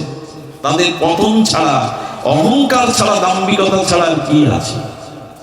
এখন বর্তমান যুগের ছেলে মেয়েরা ধর্মমুখী হতে চাইছে না, তারা এগুলিকে ভালোবাসছে না। তার কারণ কি? জন্ম যাদের দোষ দুষ্ট, সৎ দয়ায় হয় না, বল যাদের জন্মগত ত্রুটি, এরা ভাগবতে এসে কথা শুনলে মাথা নাড়বে, ভালো লাগবে, কিন্তু পরিবর্তন আর এতে রস পাবে না। দেখবেন ওরা কেউ এখানে নেই। ওরা এখন কোনো বিল্ডিং এ বসে, কোনো নদীর ধারে বসে, কোনো রাস্তার ধারে বসে, বা কোনো সেতুর উপরে বসে নেট ঘাটাঘাটি করছে। ওরা এখানে নাই। এই দোষটা ওদের না, আমরাই তো তাদের উপযুক্ত ভাবে সাধনার দ্বারাই সন্তান আনতে হয়। তপস্যার ফসলের নাম সন্তান। এই জন্য অনুরোধ করব, খালখেয়ামি করে সংসার করলে সংসারে আগুন জ্বলবে, সংসারটা নরক হয়ে যাবে। যাবে কি গো, গেছেই। এই জন্য সাধনা চাই, তপস্যা চাই। এমনি এমনি কিছু পাওয়া যায় না। দুটো টাকা রোজগারের জন্য মানুষ মাথার ঘাম পায়ে ফেলে সারাদিন ছোটে, আর শান্তির জন্য, কল্যাণের জন্য, সুসন্তানের জন্য তপস্যা থাকবে না, সাধনা থাকবে না। এই জন্য একই মায়ের গর্ভে জন্ম নেয় রাবণ, একই মায়ের গর্ভে জন্ম নেয় বিভীষণ। কারণ উপযুক্ত কাল, উপযুক্ত সময়ে যে সন্তান ধারণ করা হয়, সে সন্তানের মধ্যে কিছু বৈশিষ্ট্য থাকেই থাকে, কোনো শুভ বুদ্ধি, শুদ্ধ চেতনা থাকেই থাকে। তাই অনুরোধ করব, গার্হস্থ্য জীবনকে সুন্দর করুন। মাটি খুঁড়ে কোনো অবতারের এ জগতে আসেনি, মহাপুরুষের জন্ম হয়নি, আকাশ থেকে পড়েনি। এই সংসার গার্হস্থ্য আশ্রম থেকে এই মহামানবরা জন্মেছে। এই জন্য বানপ্রস্থ, সন্ন্যাস, ব্রহ্মচর্য, ওই তিন আশ্রমের জননী হলো গার্হস্থ্য আশ্রম। সংসার আশ্রম শ্রেষ্ঠ সন্ন্যাস আশ্রমের থেকে, কারণ এই গার্হস্থ্য আশ্রম থেকে এই মহাপুরুষরা অবতারগণ জন্মেছে, এসেছে। সন্ন্যাস আশ্রম থেকে কেউ জন্মায়নি। সমস্ত আশ্রমের জননী হলো গৃহ আশ্রম। সেটাকে আমরা কি করে রেখেছি? এই জন্য অনুরোধ করবো, আজকের কথাগুলো একটু প্রাসঙ্গিক, বাস্তববাদী কথা। এই কারণে বলছি, গৃহে যদি শান্তি না থাকে, আপনি ধামে গিয়ে, তীর্থে গিয়েও শান্তি পাবেন না। আর এখানে যেটুকু পেয়েছেন তাতেই সন্তুষ্ট থাকুন, তাতেই সন্তুষ্ট থাকুন। আর সাধন করতে থাকুন, ভজন করতে থাকুন। এই ভজনের মধ্যে দিয়ে, সাধনার মধ্যে দিয়ে সবার সুবুদ্ধির উদয় হবে। ভগবত চেতনা সাধারণ নয়। কত অসুর দেব মানব হয়ে গেল, শুদ্ধ হয়ে গেল। এই ভগবত পথে এসে, এই সাধন ভজনে এসে মানুষের পরিবর্তন, আসরিক গুণাবলীগুলো তার দূরে গিয়ে দেবত্ব জাগবে। তাই বলবো, ঘরটাকে আসুন না নূতন করে আবার ভাবি, নূতন করে আবার গড়ার চেষ্টা করি। গৃহে থেকেই যার ভাবের উদয় হয়, তার থেকে বড় সাধু এ জগতে।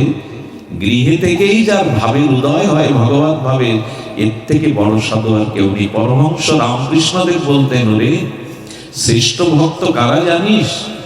যারা 20 মণ পাথর ঠেলে ভগবানের চরণে সকাল সন্ধ্যায় আসে, এরাই বীর সাধক। সন্ন্যাসীরা তো ভগবানকে ডাকবেই, ব্রহ্মচারীরা তারা তো ভগবানকেই ডাকবে, তাদের তো আর অন্য কাজ নাই। কিন্তু সংসারে হাজারটা কর্ম থেকেও 20 মণ পাথর ঠেলে যারা গুরু গোবিন্দের চরণে আসতে পারে, এরাই তো বীর সাধক, এরাই তো শ্রেষ্ঠ সাধক, এরাই শ্রেষ্ঠ সাধক। সংসারে থাকিয়া যার হয় ভাবোদয়, সেই সে পরম সাধু জানিও নিশ্চয়। আমার ভালো লাগে, এখানে নাম আমি নেব না, অনেককেই জানি। এরা স্ত্রীকে সাথে নিয়ে, অন্যদেরকে পাড়া প্রতিবেশীর সাথে নিয়ে ভাগবত আসে। অনুরোধ করব, ভাগবতে আসুন, সাধু সঙ্গে আসুন। একসাথে যে কতদিন বাঁচেন, একটু বোঝাপড়ার মধ্যে দিয়ে বাঁচুন, বোঝাপড়ার মধ্যে দিয়ে বাঁচুন। সংসারটাকে, আরে ঘর করতে পারলাম না তো আমি জগৎ কি করব, জীবন কি করব? ঘরই তো করতে পারলাম। তাই আমার সূচনা ছিল, এই দেহটা কার? পিতা দাবি করে, মা দাবি করে, অন্নদাতা দাবি করে। যিনি প্রভু আমাকে কিনে নেন দাস রূপে, তিনি দাবি করেন। মৃত্যুর পরে শৃগাল কুকুর দাবি করে, চিতার অগ্নি দাবি করে, পাপ করলে যম দাবি করে। এই দেহটা তবে কার? গোবিন্দ বললেন, বড় আদর করে আমি তোমায় গড়েছিলাম, সব থেকে শ্রেষ্ঠ মর্যাদা তোমায় দিয়েছিলাম, দেবতাদেরও দুর্লভ। এই দেহ পেয়ে ভজন করো, আরাধনা করো, নিজেকে উদ্ধার করো, নিজের কল্যাণের চেষ্টা করো, না হলে এই সুযোগ আর পাবে না। এই সুযোগ আর পাবে না যদি এই দেহ একবার ছেড়ে চলে যায়। তাই দেহ শুধু ভোগের জন্য না, সংসার ভোগের জন্য এই দেহ না। ভোগ যদি করতে হয় তো শৃগাল কুকুরেও তো ভোগ করা যায়, জন্তু জানোয়ারেও ভোগ করা যায়। এর জন্য মনুষ্য শরীর নয়, মনুষ্য শরীর ভগবান ভজনের জন্য। এই জন্য ভগবান, ঋষি মুনিরা, সাধকরা, মহাপুরুষগণ এমনি করে ভগবান ভজনের দ্বারা ব্রতী হয়েছেন। আরেকটি কথা বলি, বাবাদের বলি, স্ত্রী যদি মনের মতো না হয়, যদি সে ভগবান বিমুখ হয়, আদর্শ বিমুখ হয়, আপনি বহু চেষ্টা করেও যদি তাকে না ফেরাতে পারেন, এবার আপনার পথ আপনি দেখুন, আর তার দিকে চেয়ে থাকার প্রয়োজন নেই। আপনি এবার আপনার পথ দেখুন। যদি বহু চেষ্টায় সে না ফেরে, তবে আপনার পথ এবার দেখুন। কারণ ভজন না করলে কিন্তু নিজের উদ্ধার করা যাবে না। বিপরীতে মায়েদেরও বলি, মা, স্বামীকে যেরূপ পেয়েছো এটা তোমার কর্মফল, প্রারব্ধ। স্বামীকে যেরূপ পেয়েছো ওইখান থেকে করতে চেষ্টা করো, নিজের সেবা দিয়ে, ধৈর্য দিয়ে, নিজের অনুরাগ দিয়ে, ভালোবাসা দিয়ে। কি না হয়, পাহাড়েও ফুল ফোটানো যায়। চেষ্টা করতে করতে যদি না পারো, তখন ভগবানের প্রতি নিবেদন করো। সেই প্রার্থনায় যদি কাজ না হয়, এবার আর তার দিকে না, নিজের পথ দেখো, নিজের ভজনের পথ দেখো। এটাই কিন্তু পাই, কিন্তু চেষ্টাটা প্রথমে করতে হবে, প্রার্থনাটা ভগবানকে জানাতে হবে। যদি নিতান্তই না ফেরে, তবে নিজের পথ কিন্তু নিজেই দেখতে হবে। নিজের পথ যদি না দেখেন, তাহলে কিন্তু পথ পাওয়া যাবে না। যেমন মীরা দেখেছিল, রানী হয়ে মীরা গিয়েছিল, কিন্তু না, স্বামীকে সৎসঙ্গের দ্বারা এই পথে ফেরাতে পারেনি। বরঞ্চ কিছু কিছু পুরুষ আছে যারা মেয়েরা ধর্মমুখী হলে মেনে নিতে পারে না। কেন জানেন? স্ত্রীগণ, খুব দার্শনিক কথা হলো, বিচার করেছেন, কারণ যারা ভোগী, যারা প্রবৃত্তিমুখী, যারা ধর্ম অনুসরণ করে না, সেই স্বামীর, সেই পুরুষের এরকম ভাব আসে, ভেতরে চিন্তা আসে, স্ত্রী যদি প্রসাদভোজী হয়ে যায়, স্ত্রী যদি ওই ঠাকুর ঘরেই পড়ে থাকে, তবে সংসার বা আমার ভোগ বাসনা চরিতার্থ হবে না। কত বড় নিচ চিন্তার কারণে তারা চায় না যে স্ত্রী ধর্মমুখী হোক। আরে এই জন্য যদি মীরাবাই কি করলো, চেষ্টা করেছিল রানাকে পথে ফেরাবার, গিরিধারী লালের চরণে আনবার, রুচি হয়নি। মীরা নিজের পথ দেখলো। রাজরানী মীরা কাঙালিনী ভিখারিনী হয়ে ব্রজের পথে উঠল। মীরা 3 দিন মুখে কিছু দেয়নি।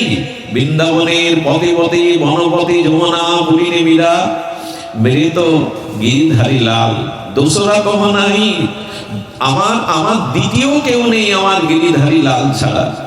মীরা এই সঙ্গীতের মাধুর্যে বীণা বাজিয়ে ব্রজের পথে পথে, ব্রজের বনে বনে, যমুনা পুরীনে গিরিধারী লালকে ডাক। 3 দিন মীরার মুখে অন্ন যায়নি। রাজরানী মীরা আজ কাঙালিনী ভিখারিনী হয়ে ব্রজের পথে পথে, গলিতে গলিতে সে ভজন করছেন। গোবিন্দ কি করেছে জানো মা? একটা বাচ্চার রূপ ধরে একটা ঢোল নিয়েছে কাঁধে, নিয়ে ব্রজবাসীদের দুয়ারে গিয়ে ঢেলি পেটাচ্ছে, বলছে, মীরা এসেছে বৃন্দাবনে। মীরা আজকে 3 দিন প্রসাদ পায়নি। কেউ যদি মীরাকে একটু প্রসাদ দিয়ে আসতে পারো, রাধারানী তাকে কৃপা করবে, ব্রজনাথ তাকে কৃপা করবে। এই যে সকলে প্রসাদ নিয়ে মীরা যেখানে বসে আছে বৃক্ষতলে গেল, মীরার সামনে সকলেই প্রসাদের আর সেই থালা তুলে ধরলো। মীরা বলছে, আমি প্রসাদ পাইনি, কে তোমাদের বললো? এত প্রসাদ নিয়ে তোমরা কেন এসেছো, কে বললো? বলে, জানো, একটা বালক, সুন্দর বালক ঢেড়ি পেটাতে পেটাতে যাচ্ছে, মীরাকে যে এক মুষ্টি প্রসাদ দেবে তার রাধারানীর কৃপা হবে, তাই তো এসেছে মীরা। জানতে পারলেন আমার প্রিয় পরম, আমার প্রিয় পরম আমার জন্য এই প্রসাদের ব্যবস্থা করেছে। ভগবানের পথে বেরোন মীরা রাজরানী হয়ে রানাকে পরিত্যাগ করলো। আমি বলছি না আপনাদের পরিত্যাগ করতে, শতভাগ চেষ্টা করুন। যদি না আসে, তবে নিজে ধর্ম সাধনার পথ বেছে নিন। সংসারে কারো মতো হয়ে থেকে যদি ভজন ত্যাগ করতে হয়, ক্ষতিগ্রস্ত হতে হবে। ভজন না করলে কিন্তু এই স্বামী আমাকে উদ্ধার করবে না। কেউ আমার উদ্ধারের জন্য পরকালে ভাগ নেবে না। আমার উদ্ধার আমাকেই করতে হবে। এই জন্য সাধন ভজন, নিজের উদ্ধারের পথ নিজেকে রচনা করতে হবে। মীরাকে কম মারার চেষ্টা করা হলো। আরে ফুলের ঝাড়ির মধ্যে বিষাক্ত সাপ দেওয়া হলো। ফুলের ঝাড়ির মধ্যে বিষাক্ত সাপ দিল, যে মালা মনে করে তুলতে যাবে, দংশন করে মরে পড়ে থাকবে, জ্বালা যাবে। মীরা গিরিধারী লালের ভজন করতে করতে সেই সুরমূর্ছনায় আবেশে ফুলের মালা করে দেখতে গিয়ে, আরে বিষাক্ত সর্প মালা হয়ে গোবিন্দের গলে গেল। কি না হয়, ভগবান ভক্তকে সর্বদা তিনি রক্ষা করে। মীরাকে কালকূট বিষ দেওয়া হচ্ছে। বিষ বাহকের দ্বারা রানা যখন পাঠালো, পরিবার বর্গের সময় পাঠালো, মীরাকে সামনে দেওয়ার পরে মীরাকে বলা হচ্ছে, এটা কি এনেছো? বলে, এটা জগন্নাথের অভিষেকের চরণামৃত। কি বলা হলো? জগন্নাথের অভিষেকে চরণামৃত। মীরা ওইটা পেয়ে চরণামৃত করে যখন পান করতে যাবে, তখন এক সখী এসে মীরার হাত জড়িয়ে ধরেছে, মীরা এটা পেও না, অমৃত বা চরণামৃত এমন হয় না, এটা কালো বিষ। মীরা হেসে বললেন, প্রথম যখন আমার হাতে দিয়েছিল আমিও জানতে পেরে গেছি এটা বিষ, তো বিষ জেনেও পাচ্ছ যে? বলে পরে যখন ও বললো এটা জগন্নাথের চরণামৃত, তখনই আমি এটাকে প্রসাদী চরণামৃত মনে করে দিয়েছি। প্রশ্ন করা হলে এটা কালো কেন, তো বলছে জগন্নাথের অঙ্গ বিধৌত হয়েছে, শৃঙ্গার করা ছিল হয়তো সেই রঙে। মীরা এখানে কি মনে করলো জানেন? চরণামৃত বলে পান করলো। সেই মীরা পান করতে যেই যাবে, ওই বিষের মধ্যে শ্রী গোবিন্দের মুখবদন ভেসে উঠল, বিষ অমৃত হয়ে গেল। পারে না, কেউ বাধা দিয়ে রাখতে পারে না, মীরার বিষ অমৃত হয়ে গেল। ভগবান শঙ্কর যখন সমুদ্র মন্থনে কালকূট বিষ কেউ নেননি, কোন দেবতারাও এগিয়ে যাননি, ব্রহ্মা বিষ্ণু ছিলেন, কিন্তু ভগবান শঙ্কর সেই কালকূট হলাহল বিষ হাতে করে নিয়ে যখন পান করতে যাবে, পার্বতী বাধা দিল, প্রভু হে ভগবান, এই কালকূট বিষ নিলে সে প্রাণে বাঁচে না। বললেন, পার্বতী এটাকে বিষ কেন দেখছো? আমি তো প্রভু চরণামৃত দেখছি। চরণামৃত বলে নেই, এখানে কচ্ছপ কুর্ম রূপে ভগবান এই সমুদ্রের মধ্যে এসেছেন, অর্থাৎ এই কুর্ম রূপে সমুদ্রের জল অভিষেক্ত হয়ে গেছে, আর সমুদ্রের মধ্যে স্বয়ং ভগবান অভিষেক হয়ে, মানে সমুদ্র থেকে আর বিষ উঠতে পারে না। ভগবান যেখানে সেখানে অমৃত, পরামৃত, এই মনে করে খেয়ে শিব ঠাকুর দেহ রক্ষা করেননি, বরঞ্চ নীল কণ্ঠ নামধারী হয়ে গেলেন।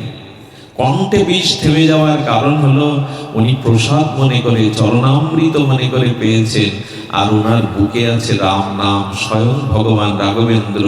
এই জন্য যেখানে রাম আছে ওখানে বিষ যাবে কি করে? যার হৃদয়ে ভগবান আছেন ওখানে বিষ যাবে কি করে? এই জন্য নিবেদন করি, শিবের মতো সংসারের যাতনা, দুঃখ, জরাব্যাধির বিষ আমাদের পান করতে হয়। বুকে যদি ভগবান রাখেন না, বিষ থেমে যাবে, আটকে যাবে। বিষই নীলকণ্ঠ রূপ নেবে কিন্তু আপনাকে ক্ষতি করতে। কেন ভজন করবেন জানেন? ভজন করলে গোবিন্দ ধৈর্য শক্তি দেয়। সব পরিস্থিতির মধ্যে কোথাও একটা মঙ্গল আছে, এই ভাবনাটা ভগবান বুদ্ধি দিয়ে দেয়। যেটা ভজনহীন ব্যক্তি, যাদের আদর্শ নাই, ভজন নাই, তারা কিন্তু দুঃখ এলেই ভেঙে পড়ে, দুঃখ এলেই তাদের জীবন অবসন্ন হয়ে যায়। কিন্তু ভক্ত মনে করে, প্রভু এই দুঃখ তুমি আমাকে দিয়েছো মানুষ করার জন্য, আমার মঙ্গলের জন্য, এটাও তোমার কৃপা। এই ভাবনাটা কখন আসবে আপনার জীবনে? যখন আপনি ভজন করবেন, যখন আপনি গৌর গোবিন্দের চরণ আশ্রয় করে হরিনাম হরি কথা শুদ্ধ ভজন করবেন, তখন মনে হবে আমার জীবনে যা কিছু ঘটছে কোথাও না কোথাও ভগবানের বিশেষ কৃপা আছে। এই ধৈর্যটুকু তার মধ্যে। ভগবান ভজন করলে বিদ্ধ হবেন না, জ্বর আসবে না, কলঙ্ক আসবে না, এরকম না, সব আসবে, কিন্তু সহনশীলতা, ধৈর্য ভগবান আপনাকে দেবে, এবং এই বিপদের মধ্যেও একটা কল্যাণ আপনি অনুভব করতে পারবেন। এই কৃপাটুকু ভজনের দ্বারায় হয়, এই কৃপাটুকু আত্মকল্যাণের দ্বারায় হয়। সংসার যদি করতে হয়, চলুন আমরা সুদামার দিকে তাকাই, এই আলোচনাটুকু করেই বিশ্রাম রাখবো। সংসার যদি করতে হয়, চলুন সুদামার দিকে তাকাই। তবে একটা কথা বলি, সংসারে একটু সরল হন, আমাকেও আশীর্বাদ করুন। আমি যেটা মুখে উচ্চারণ করছি, দেখুন, কপটতা থাকলে, চালাকি থাকলে ভগবান ভজনে পথে আসা।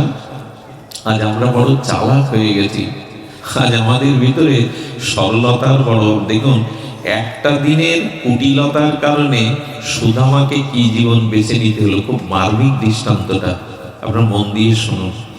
সুদামা কৃষ্ণকে কাঠ কাটতে পাঠাচ্ছেন গুরুমা, অবন্তীনগরে সন্দীপনী মুনির আশ্রমে থেকে আশ্রমের কাঠ কাটার জন্য কৃষ্ণকে আর সুদামাকে গুরুমা পাঠাচ্ছেন। বলে, শোন সুদামা, কাঠ কাটতে কাটতে তোদের আসতে সন্ধ্যা হয়ে যায়, তো কিছু চানা মানে ছোলা ভেজে দিয়েছে। কৃষ্ণ তো ভোলা মন, সুদামা এটা তোর আঁচলে বেঁধে রাখ, যখন ক্ষুধা লাগবে দুই বন্ধু মিলে এই চানাটুকু পাশ প্রসাদ রূপে।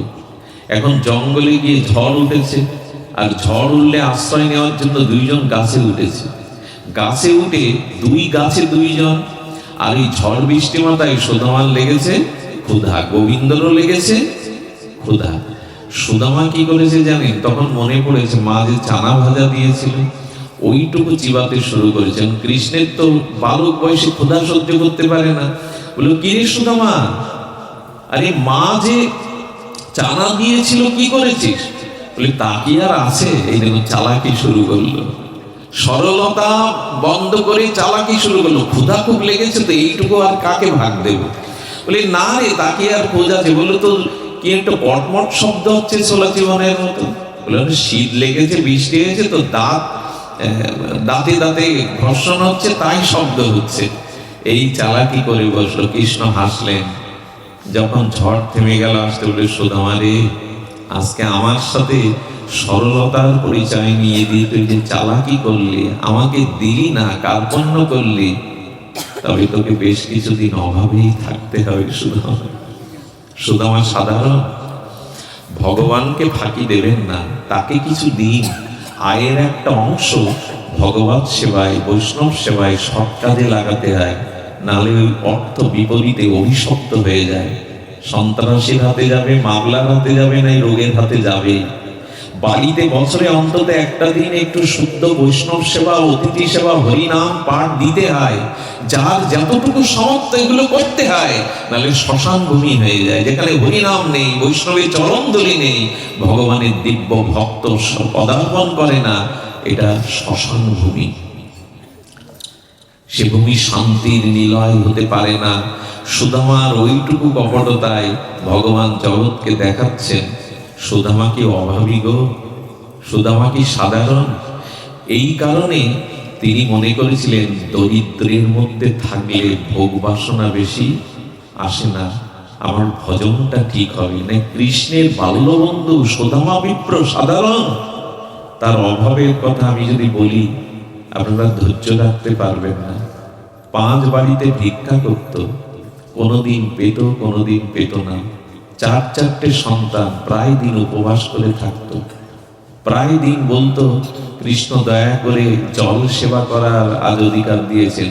সন্তানদের জল খেয়ে ঘুম পাড়িয়ে রাখতো। মা কি করতো জানেন? খালি হাড়ি জল দিয়ে চাল দিত, যে এর থেকে অন্ন নামলে তোদের খেতে দেব, ঘুমা, এই বলে বলে সান্ত্বনা দিয়ে রাখতো। 20 বছরে দ্বিতীয় কোনো শাড়ি কিনে দিতে পারেনি সুদামা তার স্ত্রীকে। কয়েক জায়গায় ছেঁড়া শাড়ি তালি দিয়ে দিয়ে ওইটা পরত। সুদামাকে বারবার বলতো, বাল্যবন্ধু কৃষ্ণ, তুমি তাকে কিছু জানাও না। বলেছিলেন, ভগবানের সাথে বন্ধুত্ব যেদিন করেছিলাম সেদিন প্রতিজ্ঞা করেছিলাম, কৃষ্ণ আমি তোর কাছে কোনো কিছু চাইব না, আর বিনিময়ে তুই আমাকে কোনোদিন কিছু দিতে পারবি না। স্বার্থ থাকলে, চাওয়া পাওয়া থাকলে সম্পর্ক নষ্ট হয়। আমাকে তুই কিছু দিতে পারবি না, আর আমিও তোর কাছে কোনোদিন কিছু চাইব না। ভালোবাসা এখানেই টিকে থাকে। আর সুদামা বলছেন, এই তো ভালো আছি। সুদামার কাপড় ছেঁড়া, জরাজীর্ণ। সুদামা কিন্তু গরিব না, যার কৃষ্ণ প্রেম আছে, কৃষ্ণ ধন আছে, সে গরিব হবে কেন? জগৎকে শিক্ষা দিচ্ছেন, যে অবস্থায় থাকো ওখান থেকে ভজন করো। 4 ছেলে মেয়ে ক্ষুধায় প্রায়শ থাকে। ভক্তদের জীবনে আমি দারিদ্রতা দেখেছি জানেন, তাদের ঠিক মতো মুখে খাদ্যও দিতে পারে না, কিন্তু ভগবানকে ঠিক ঠিক ভালোবেসে চলেছে তারা। সবাই কলঙ্ক দেয়, গালি দেয়, আয় করতে পারো না, ছেলে মেয়েকে ভালো মন্দ দুমুঠো দিতে পারো না, ভগবান ভগবান করো। কেন যে করে সে বোঝাতে পারবে না, কেন যে এমন করে সে বোঝাতে পারবে না। তো দারিদ্রতার কষাঘাতে সুদামার বাড়িতে প্রায় কিছু যুক্ত না। একদিন কি করেছে জানেন? একদিন 5 বাড়ি ভিক্ষা করতে গিয়ে যে ভিক্ষান্দেহী বলেছে, দরজা উন্মুক্ত করে গালি দিয়ে বলল, সবসময় তোমাকে দাও দাও, যাও ফিরিয়ে দাও, দিতে পারবো না। কৃষ্ণের চোখে জল এসে গেছে। কৃষ্ণ তখন দ্বারকায়। কৃষ্ণের চোখে জল দেখে রুক্মিণী বললেন, প্রভু নিশ্চয়ই তোমার কোনো ভক্ত কাঁদছে। যখনই তোমার কোনো ভক্ত চোখের জল ফেলে, তোমার চোখ দিয়ে দরদর করে অশ্রু আসে। বলো না কোন ভক্ত কষ্ট পাচ্ছে, তাকে কাঁদাচ্ছ কেন? একটা উপায় করো। রুক্মিণীকে দ্বারকানাথ বলছেন, দেখবে আমার এক বন্ধু লোকের বাড়িতে কৃষ্ণ নাম করে ভিক্ষা করতে গেছে, কিন্তু তাকে কিভাবে ফিরিয়ে দিচ্ছে দেখো। রুক্মিণীকে বললেন আমাকে স্পর্শ করো। যেই রুক্মিণী স্পর্শ করেছে কৃষ্ণকে, ফিল্মের মতো দেখতে পাচ্ছে সুদামা কার কার বাড়ি যাচ্ছে, কে কাকে ফেরাচ্ছে। 3 বাড়ি ফিরিয়ে দিল। যে তাকে ফিরায় তাকে বেশি করে আশীর্বাদ করে, সুদামা তোমাদের কল্যাণ হোক, তোমাদের মঙ্গল হোক। 5ম বাড়িতে যখন যাবে তখন রুক্মিণী বলছে তোমার বাল্য বন্ধু এই সুদামা বিপ্র, সে লোকের কাছে হাত পেতে ধিক্কার পাচ্ছে, তুমি কিছু জোগাবে না? আমি কিছু দিতে চাইলে এই সুদামা কিছু নেবে না আমার কাছে। আর শোনো, ওই বাড়ি থেকে ও ফিরে আসবে, কারণ ওর ললাটে, ওর প্রারব্ধে আজ কোনো অন্ন যোগ নাই। অন্ন যোগায় ভগবান, ওইটি ভাগ্যে না থাকলে মুখে তুলতেও পারবেন না, অন্নের দানাটা মুখেও উঠবে না। ভগবানের প্রতি ভরসা রাখে এরা। 5ম বাড়িতে যখন গেছে, বলতে যাবে যে ভিক্ষা হবে না, তখন রুক্মিণী তো লক্ষ্মী দেবী, চোখে জল এসে গেছে। ওই যে হবে না যিনি বলবেন, তার হৃদয়ে করুণা কৃপা শক্তি সঞ্চার করে বলেছে বাবা একটু পরমান্ন আছে নিয়ে যাও। রুক্মিণী দেবীকে কৃষ্ণ বলছেন দিয়েছো, তবে ওর প্রারব্ধে আজ কোনো অন্নযোগ নাই, তবে লীলা দেখো, আমার ভক্তের লীলা দেখো, আমার ভক্ত কিভাবে আমাকে ভালোবাসে দেখো। ওই পরমান্নটা নিয়ে আসতে আসতে রাজার কিছু সেনারা ঘোড়ায় চড়ে ওই পথ দিয়ে যাচ্ছিল। আর এই বিপ্র সুদামা বিপ্র, গায়ে তো তেমন বল নাই, কতদিন পেটে অন্ন যায় না, আর শরীর দুর্বল, ঘোড়ার আঘাতে পড়ে গেল। পরমান্নটা যখন ধুলায় পড়ে গেল, একটা কুকুর এসে ওটা পাচ্ছে। সুদামা তখন হাত জোড় করে দ্বারকার দিকে তাকিয়ে স্তুতি করছে, এত করুণা তোমার হে বান্ধব, এত করুণা তোমার। আচ্ছা এতে করুণার কি হলো? ওইটুকু নিয়ে গেলে ছেলে মেয়েরা কিছু মুখে দিতে পারত। করুণা কেন বলছে জানেন? হে বন্ধু, হে কৃষ্ণ, আজ আমার প্রারব্ধে, আমার পরিবারের প্রারব্ধে কোনো অন্ন নাই, কিন্তু আমার হাত দিয়ে আজকে এই জীবটার তুমি সেবা করাচ্ছ, এই জন্য তোমাকে ধন্যবাদ দিচ্ছি যে আমি সেবা করাতে পারছি। একদিন পেতে বসেছে অল্প একটু এক মুঠো অন্ন, যেই পেতে বসেছে সুদামার দুয়ারে একজন কাঙাল এসে বললে বড় ভোগ দাও। আমি আপনাদের একটা অনুরোধ করি, গৃহে যদি কখনো কোনো ভিখারি আসে, কাঙাল আসে, দুর্ব্যবহার করবেন না। যে আপনার দুয়ারে হাত পেতেছে না, সেও কিন্তু মানুষ, আপনিও কিন্তু মানুষ। তাকে কিছু না দিতে পারলে দেখেন, প্রত্যেক ভিখারিরও বাড়িতে 1 গ্লাস জল থাকে, একটা বাতাসা থাকে, একটা ছেঁড়া আসন থাকে। গৃহের কোনো অতিথি এলে এই 3টে জিনিস ব্যবহার করবেন। কাঙাল হলে 1 গ্লাস জল তো দিতে পারেন, একটা ছেঁড়া আসন তো বসতে বলতে পারেন। আজকে যে কাঙালকে, দরিদ্রকে আপনি ফিরিয়ে দিচ্ছেন, বলা না যায় আগামী জন্ম হয়তো ওর জায়গায় আমি দাঁড়াতে পারি। আজকে যে রাজা, ভগবান তাকে কাল ভিখারিও করতে পারেন। এই জন্য কটু কথা বলবেন না। দরিদ্র, ভিখারি, কাঙাল আপনার দুয়ারে আসলে একটু মিষ্টি কথা দিন। তাদের দেখে বিরক্তি প্রকাশ করে, একটা টাকা দিতেও যদি আপনার বিরক্ত হয়, তাহলে জানবেন আপনি বড় কিছু হতে পারবেন না। যার ভেতর বড় নয়, সে বড় হবে কি করে? যার অন্তরটা যত বড়, সে তত বড় হয়। ওই ভিখারি, ওই অভুক্ত আসলে সুদামা থেকে আর্ধেক অন্ন তাকে দিলেন। আর আর্ধেক অন্ন মানে 1 মুঠো অন্ন আর আর্ধেক করছে। সুদামার স্ত্রীর নাম সুশীলা। বললেন আর আর্ধেক করছো কেন? বলো গাভী মাকে দেব বলে। সনাতন ধর্মের মানুষের নিয়ম হলো, যখন আপনি অন্ন খেতে বসবেন, চারিদিকে তাকিয়ে দেখবেন কোনো অভুক্ত প্রাণী আপনার চোখের সামনে আছে কিনা। যদি কেউ থাকে কিছু দিন। অভুক্ত কাউকে রেখে আপনি ভুক্ত হতে পারেন না, এটা আমাদের সনাতন দর্শন নয়। তাকিয়ে দেখতে হয় চারিদিকে কোনো প্রাণী অভুক্ত আছে কিনা। সবার মধ্যেই তো সে আত্মা আছে। এই করে গাভী মাকে দিয়ে 1 বিন্দু মুখে দিয়ে জল খেয়ে কৃষ্ণকে সাধুবাদ দিচ্ছে। এই করেই তার দিন কাটতে লাগলো। সন্তানগণ যখন না খেয়ে চিৎকার করে, মা খেতে দাও, বড় ক্ষুধা, জঠর অগ্নির জ্বালা। একদিন সুদামা বিপ্রের স্ত্রী সেই ছেঁড়া কাপড়, বাইরেও যেতে পারেন না, বললেন যাও না, তোমার বাল্য বন্ধু, তোমার দ্বারকাধীশের কাছে একবার যাও না। বললেন, আমাকে পাঠাচ্ছ কি জন্য? আমার অভাব তাকে জানাতে? তার কাছে তো দেখো, ভালোবাসলে তার কাছে কিছু চাইতে নাই, আমি তার কাছে চাই। বলি, চাইবে কেন? চাইবে কেন? একবার তাকে দেখতে তোমার মন চায় না? যেই এই কথা বলেছে, সেই সুদামার চোখে জলে। এতক্ষণে একটা ভালো কথা বলেছে, কতদিন দেখিনি কৃষ্ণ, কতদিন তাকে দেখিনি আমি, এই একটা ভালো কথা বলেছো। কিন্তু বন্ধুর কাছে যে তুমি যেতে বলছো, আমি কিন্তু তার কাছে কিছু চাইতে পারবো? সুদামার স্ত্রী চিন্তা করলেন, আগে তো যা। বললেন, তোমাকে কিছু জানাতে হবে না, চাইতে হবে না। বলে, দেখো, বন্ধুর কাছে যেতে গেলে খালি হাতে যেতে নেই। কয়েকটা জায়গায় খালি হাতে যেতে নেই। যেমন শ্রী গুরুদেবকে দর্শন করতে গেলে, রাজ দর্শন করতে গেলে, ভাগবতে এলে খালি হাতে আসতে নাই। কয়েকটা জায়গায় রাজ দর্শন, সাধু দর্শন, শ্রীগুরু দর্শন, এদের কাছে বা সজ্জনের কাছে গেলে খালি হাতে যেতে নেই। বললেন, একটু অপেক্ষা করো। ব্রাহ্মণ পল্লী থেকে দই মিষ্টি, চিপিকট, চিড়া ভিক্ষা করে, কেউ চাউল বলে, চাউল বা চিড়াই ভিক্ষা করে আঁচলে বেঁধে দিয়েছিলেন। সুদামা চলেছে, মুখে তার কৃষ্ণ কৃষ্ণ কৃষ্ণ এই নাম, তারই ধ্যান। পথে চলতে চলতে পায়ে পাদুকা নাই, রৌদ্রে, কাঠ ফাটা রৌদ্রে সুদামা বসেছে, বুভুক্ষ ক্ষুধার্ত। সেই মধ্যাহ্নে তখন 56 ব্যঞ্জন রান্না করে পটরানী, মহারানী, রানীগণ কৃষ্ণকে, অষ্টমহিষীগণ 56 ব্যঞ্জন রাজভোগ দিয়েছে। সামনে অন্নের থালা নিয়ে কাঁদতে নেই, কৃষ্ণের চোখ দিয়ে বিন্দু বিন্দু জল পড়ছে। রুক্মিণী সত্যভামা বলছে, আমাদের সেবায় কি কোনো অপরাধ হলো?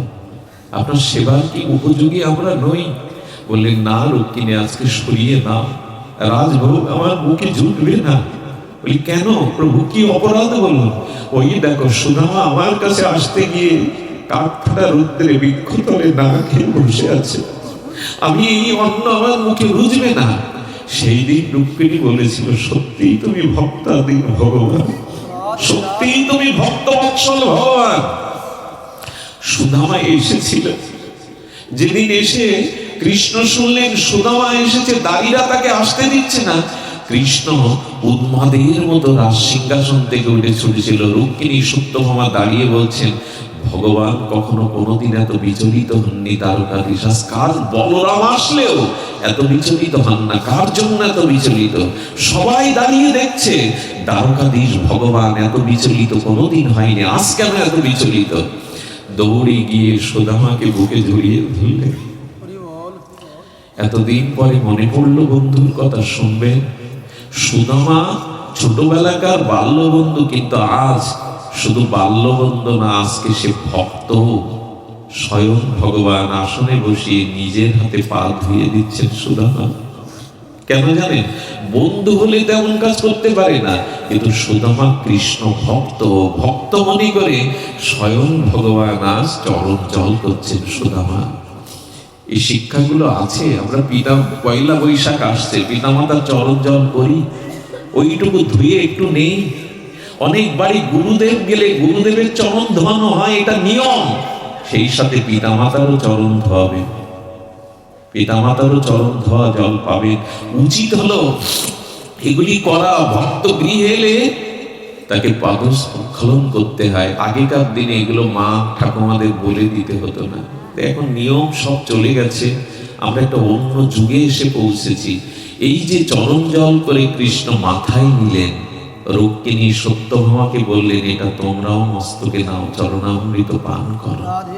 জগৎ লক্ষ্মীকেও ভক্তের চরণ ধৌত এই অমৃত পান করালেন। এরপরে দুজনে বসে বলছেন, এতদিন পরে মনে পড়লো আমার কথা। আচ্ছা, তুই বিবাহ করেছিস শুনেছিস, হ্যাঁ? কেমন আছে বউ ঠাকুরানী, কেমন আছে? তুই বিয়ে করলি, আমাকে নিমন্ত্রণ করলি না? সুদামা হেসে বলেছেন, আমার তো একটা বিয়ে রে, তোর তো শুনেছি 16,108 জন বিয়ে, একবারও তো নিমন্ত্রণ করলি না। আমি নাকি একটা বিয়ে করি, বন্ধুদের সাথে কথা হচ্ছে তো, বিনিময় হচ্ছে, তুই তো একবারও আমাকে নিমন্ত্রণ করলি না। কৃষ্ণ মাথা নিচু করে বললেন, তা বড় ভুল আমারই হয়েছে। কেমন আছে? বলে, সবাই ভালো আছে। একবারও নিজের কষ্টের কথা, দুঃখের কথা, একটা নিয়ম বলি, যদি কোনো আত্মীয়র বাড়ি, বন্ধু বান্ধবের বাড়ি যান, ওখানে গিয়ে নিজের হতাশা, নিজের দুঃখ, অভাবের কথা তুলবেন না। ওখানে এই জাতীয় কথা তুলবেন না। আর কৃষ্ণ বলছেন, যদি কোনো অতিথি আসে, আগে তাকে সৎকার করো, সেবা দাও, বিশ্রামে নিয়ে গিয়ে তার কাছে কুশল বিনিময় বা কথা জিজ্ঞাসা করো। অনেক সময় দেখবেন গুরুদেব এসেছে দুয়ারে, হয়তো 100-200 কিলোমিটার গাড়ি চালিয়ে গুরুদেব এসেছে, আমরা কি করি জানেন, দাঁড় করিয়ে রাখি, গুরুদেব এখানে একটু দাঁড়ান। এইবার কোথায় প্রদীপ আছে, কোথায় ফুলের ডালা আছে, ওই করে তাকে 10 মিনিট ওখানে দাঁড় করিয়ে রাখি রোদ্রে। এটা নিয়ম না। নিয়ম হলো, যিনি আসেন আগে তাকে ঘরে বসান, আগে তাকে একটু বসিয়ে শান্ত করে এবার তার চরণ জল করুন। দাঁড় করিয়ে রেখে এরকম করতে নাই। কত কষ্ট করে, কত দূর থেকে এসেছে, তাকে আগে বসান, শুশ্রূষা করে তারপরে।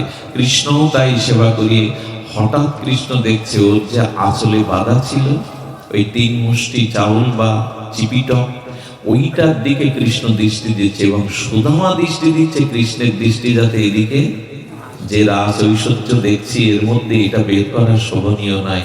সুদামা বারবার লুকাতে চেষ্টা করছেন, কিন্তু ভগবানের লক্ষ্য কোন দিকে থাকে জানেন? ভক্তের দ্রব্যের দিকে, যার মধ্যে ভক্তি আছে ভগবানের লক্ষ্য ওই দিকেই থাকে। ভগবানের চিরদিন লক্ষ্য থাকে ভক্তির দ্রব্য যেখানে আছে ওই দিকে। এই জন্য তো বৃন্দাবনবাসীরা না দিলেও চুরি করি করে খেতেন। ব্রজবাসীদের হৃদয়ে ভক্তি ছিল, তাদের দ্রব্যের মধ্যে প্রেম ভক্তি ছিল। গাভী দহন করত কৃষ্ণের কথা ভেবে, দুধ জমাতো কৃষ্ণের কথা ভেবে, মন্থন করত কৃষ্ণের কথা ভেবে। সবই তো প্রসাদ হয়ে গেছে, এই জন্য তো চুরি করে কেড়ে খেতেন। ওর মধ্যে ভক্তি আছে বলেই, তাহলে ভগবান চুরি করে, ননি চুরি করে? ওই প্রেম আছে, ভক্তি আছে ওদের ননিতে, ভক্তি মিশানো, এই জন্য চুরি করে খেতেন, বারবার যেতেন। চুরি করা বলার ঠিক নয়, কারণ আমার বস্তু যদি আমি নেই, সেটা চুরি করা হয় কি? পরের বস্তু নিলেই চুরি করা হয়। তাই পৃথিবীতে গোবিন্দের ছাড়া আমাদের কোন বস্তু? তিনি তো তার জিনিস নিয়ে আমাদের ধন্য করছেন। তার শুনুন, ওই চিবিটকের দিকে দিকে দৃষ্টি গেল। সুদামা আমার জন্য বউ ঠাকুরানী কি পাঠিয়েছেন? নিশ্চয়ই কিছু পাঠিয়েছে, খালি হাতে পাঠায়নি। সুদামা লোকাতে চেষ্টা করছে, পারে কি গো? কৃষ্ণ এটা ধরেই আর ওই কাপড়ের মুষ্টি খুলে 1 মুষ্টি চিপিটক বা চাউল যখন বদনে দিয়েছে, প্রেমা আবেশে শ্রীকৃষ্ণের চিত্ত মনে চিন্ময় সচ্চিদানন্দ বিগ্রহে যেন আনন্দের ঢেউ খেলে গেল। 1 মুঠি ভক্তির দ্রব্য পেয়ে কৃষ্ণের চোখে জল। কৃষ্ণ বলছে, সুদামারে, অনেক রাজভোগ পেয়েছি, অনেক আস্বাদ্য বস্তু পেয়েছি, কিন্তু জীবনে 2 বার আমি এরকম স্বাদ পেলাম, এক বিদুরানীর সেই খুদ আর তোমার এই চিড়ে। সুদামা, সুদামা, এতে কি মেশানো বলতে পারো? কানাই, এটা পেয়ে না, সখা এটা পেতে নাই। আরে আমি আস্তে আস্তে এই চোখের জল ওতে পড়ে নোনা হয়ে গেছে। সুদামার দিকে তাকিয়ে বলছেন, তোমার এই চিড়ের যে স্বাদ আস্বাদন আমি পেলাম, আসছে কলিযুগে আমার শ্রেষ্ঠ মহাপ্রসাদ হবে এই চিড়ে আর একটু গুড়। ভগবানকে মাটির পাত্রে মালসাই কিছু দেওয়া যায়? দেওয়া উচিত। পাথরে দিন, সোনা না থাক, রূপা না থাক, পিতল না থাক, কাঁসা না থাক, পাথরে দিন, মাটিতে দেব মালসাই। কেন জানে? মহাপ্রভু আমার কাঙালের হরি, মহাপ্রভু আমার দীন দয়াল।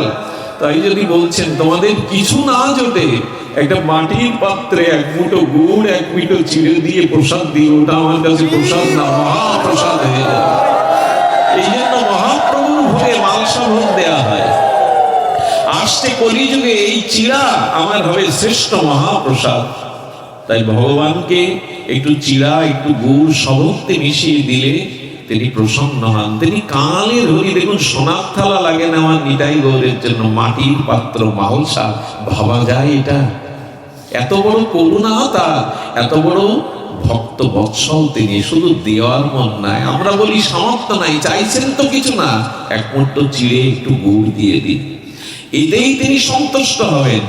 সুদামা যেদিন চলে আসবে সেদিন সেই দৃশ্য যতবার বলতে যাই ততবারে হৃদয় মসৃণ হয়ে ওঠে, হৃদয়টা ভিজে যায়। সুদামা যখন খালি পায়ে যাচ্ছে, বারবার কৃষ্ণের দিকে তাকাচ্ছে, কৃষ্ণ পেছনে পেছনে যাচ্ছে। সঙ্গে সঙ্গে ভক্ত উত্তম উদ্ধব, মহাভাগবত উত্তম উদ্ধব এসে বলছেন, বাসুদেব ভগবান, তোমার মাথায় এইটুকু বুদ্ধি নাই যে তোমার বন্ধু, তোমার সখা সুদামা কতদিন পরে এলো, খালি পায়ে এই তপ্ত বালুর উপরে, মাটির উপরে হেঁটে যায়, একটা পাদুকা তাকে দিতে পারতে না? আচ্ছা, তাকে পায়ে হেঁটে কোন দূর গ্রামে যেতে হবে? তোমার তো অনেকগুলো রথ, একটা রথে করে তো তাকে পাঠিয়ে দিতে পারতে। ভাগবত উত্তম উদ্ধবের হাত জড়িয়ে ধরে কৃষ্ণ কাঁদছে আর বলছে, আমি ভেবেছিলাম, সারা রাত আমি ঘুমাইনি, কতদিন পরে সকাল দেখা পেলাম, কাল সকালে সে বিদায় নেবে। আমিও ভেবেছিলাম উদ্ধব, তাকে একটু রথে করে পাঠাবো, তার চরণে একটা সুন্দর পাদুকা পরিয়ে দেব, কিন্তু আমি জেনে শুনে দেইনি। কেন দেইনি জানে? দেইনি এই জন্য, কৃষ্ণ ভগবান বললেন, আমি দ্বারকায় বাস করি, দ্বারকা ধাম, কিন্তু শুনে রাখো উদ্ধব, শুদ্ধ কোনো ভক্তের চরণ ধুলি যে মাটিতে পড়ে না, সে মাটি শুদ্ধ হতে পারে না, সে মাটি তীর্থধাম হতে পারে না। আমি ইচ্ছা করে এই পাদুকা দেইনি, কারণ সুদামার চরণ ধুলি এই দ্বারকার মাটিতে যতটা পড়বে, এই মাটি তত ধন্য হবে, এই মাটি তবে পবিত্র হবে। বৃন্দাবনে দেখেছি কোন আচার্য, কোন শুদ্ধ রাধারানীর চরণাশ্রয় ভক্ত হেঁটে গেলে সেই ভক্ত চলে গেছে, কিন্তু ওই ধুলাতে বাবাজিরা গড়াগড়ি দেন, ওই চরণ চিহ্নে গড়াগড়ি দেন, জানে এর মধ্যে দিয়েই ভুগতে হবে। আর রথে কেন দেয়নি জানো? ভক্তকে যতক্ষণ দর্শন করা যায় ততক্ষণে নয়ন মন পবিত্র হয়, শুদ্ধ ভাবে ভরে ওঠে। রথে যদি চড়াতাম, আমার চোখের পলকের আড়াল হয়ে যেত, তাই আমি তাকে রথে চড়াইনি। যত দূর হেঁটে যাবে আমি তত দূর ভক্তকে দর্শন করব। ভক্তকে দর্শন করাই চোখের ফল লাভ। অক্ষ ফলং তাদিশ দর্শনই, এই চোখ ভগবান দিয়েছেন, এর ফল কোনটা জানেন? ভগবানকে, ভক্তকে দর্শন করাই হলো এই চোখের ফল লাভ। এই অঙ্গের ফল তখনই যখন কোন শুদ্ধ ভক্তকে আমি আলিঙ্গন করতে পারবো। এই দেহের এই গাত্র স্পর্শ, এটাই ফল। আর জিহ্বা ফলং তাদিশ কীর্তনহি, এই জিহ্বার ফল তখনই যখন কোনো ভক্তকে আমরা কীর্তন করতে পারবো। আর এই মনুষ্য জন্ম অতি দুর্লভ, শুদ্ধ ভক্তের সঙ্গ পাওয়া, শুদ্ধ ভক্তের সান্নিধ্য পাওয়া। আজ আমরা ভাগ্যক্রমে আপনার যশোর থেকে প্রভুরা এসছেন, দাদারা এসছেন, পাটকেল ঘাটা থেকে, কত দূর থেকে আমার সাথে আমাদের অদ্বৈত নিতাই ধনঞ্জয় তারা আছে। আমি বলবো, মা তোমার ভাগ্য দেখো, যেটুকু তাকে ডেকেছিলে, যেটুকু তুমি ভগবানকে নিবেদন করেছিলে, ভাগ্য দেখো। আজ তোমার সন্তানের জন্য আজ কত সাধু, এদের একটি আশীর্বাদ তার জীবনকে গড়ে দিতে পারে, অনেক অনিষ্ট থেকে তাকে রক্ষা করতে পারে। আপনারা আশীর্বাদ করবেন। আমাদের এই বাড়ির বাবা এবং মা অনেক অনেক অনেক চেষ্টার ফলে, অনেক আপনাদের আশীর্বাদ মাথায় নিয়ে, গুরু গোবিন্দকে স্মরণ করে যে সন্তানটি তাদের কোলে ভগবান দিয়েছেন, সে দীর্ঘজীবিনী হয়ে যেন গোবিন্দমুখী হতে পারে, রাধারানী দাসী হতে পারে, তার অনাগত জীবন যাতে সার্থক হয়, মঙ্গলময় হয়, এই প্রার্থনা জানিয়ে আজকের হরি কথা আমরা এখানে বিশ্রাম রাখছি। যারা কৃপা করে এসেন, একটু প্রসাদ পেয়ে এদেরকে ধন্য করে যাবেন। মাকে, মা ওকে একটু এখানে নিয়ে আসো।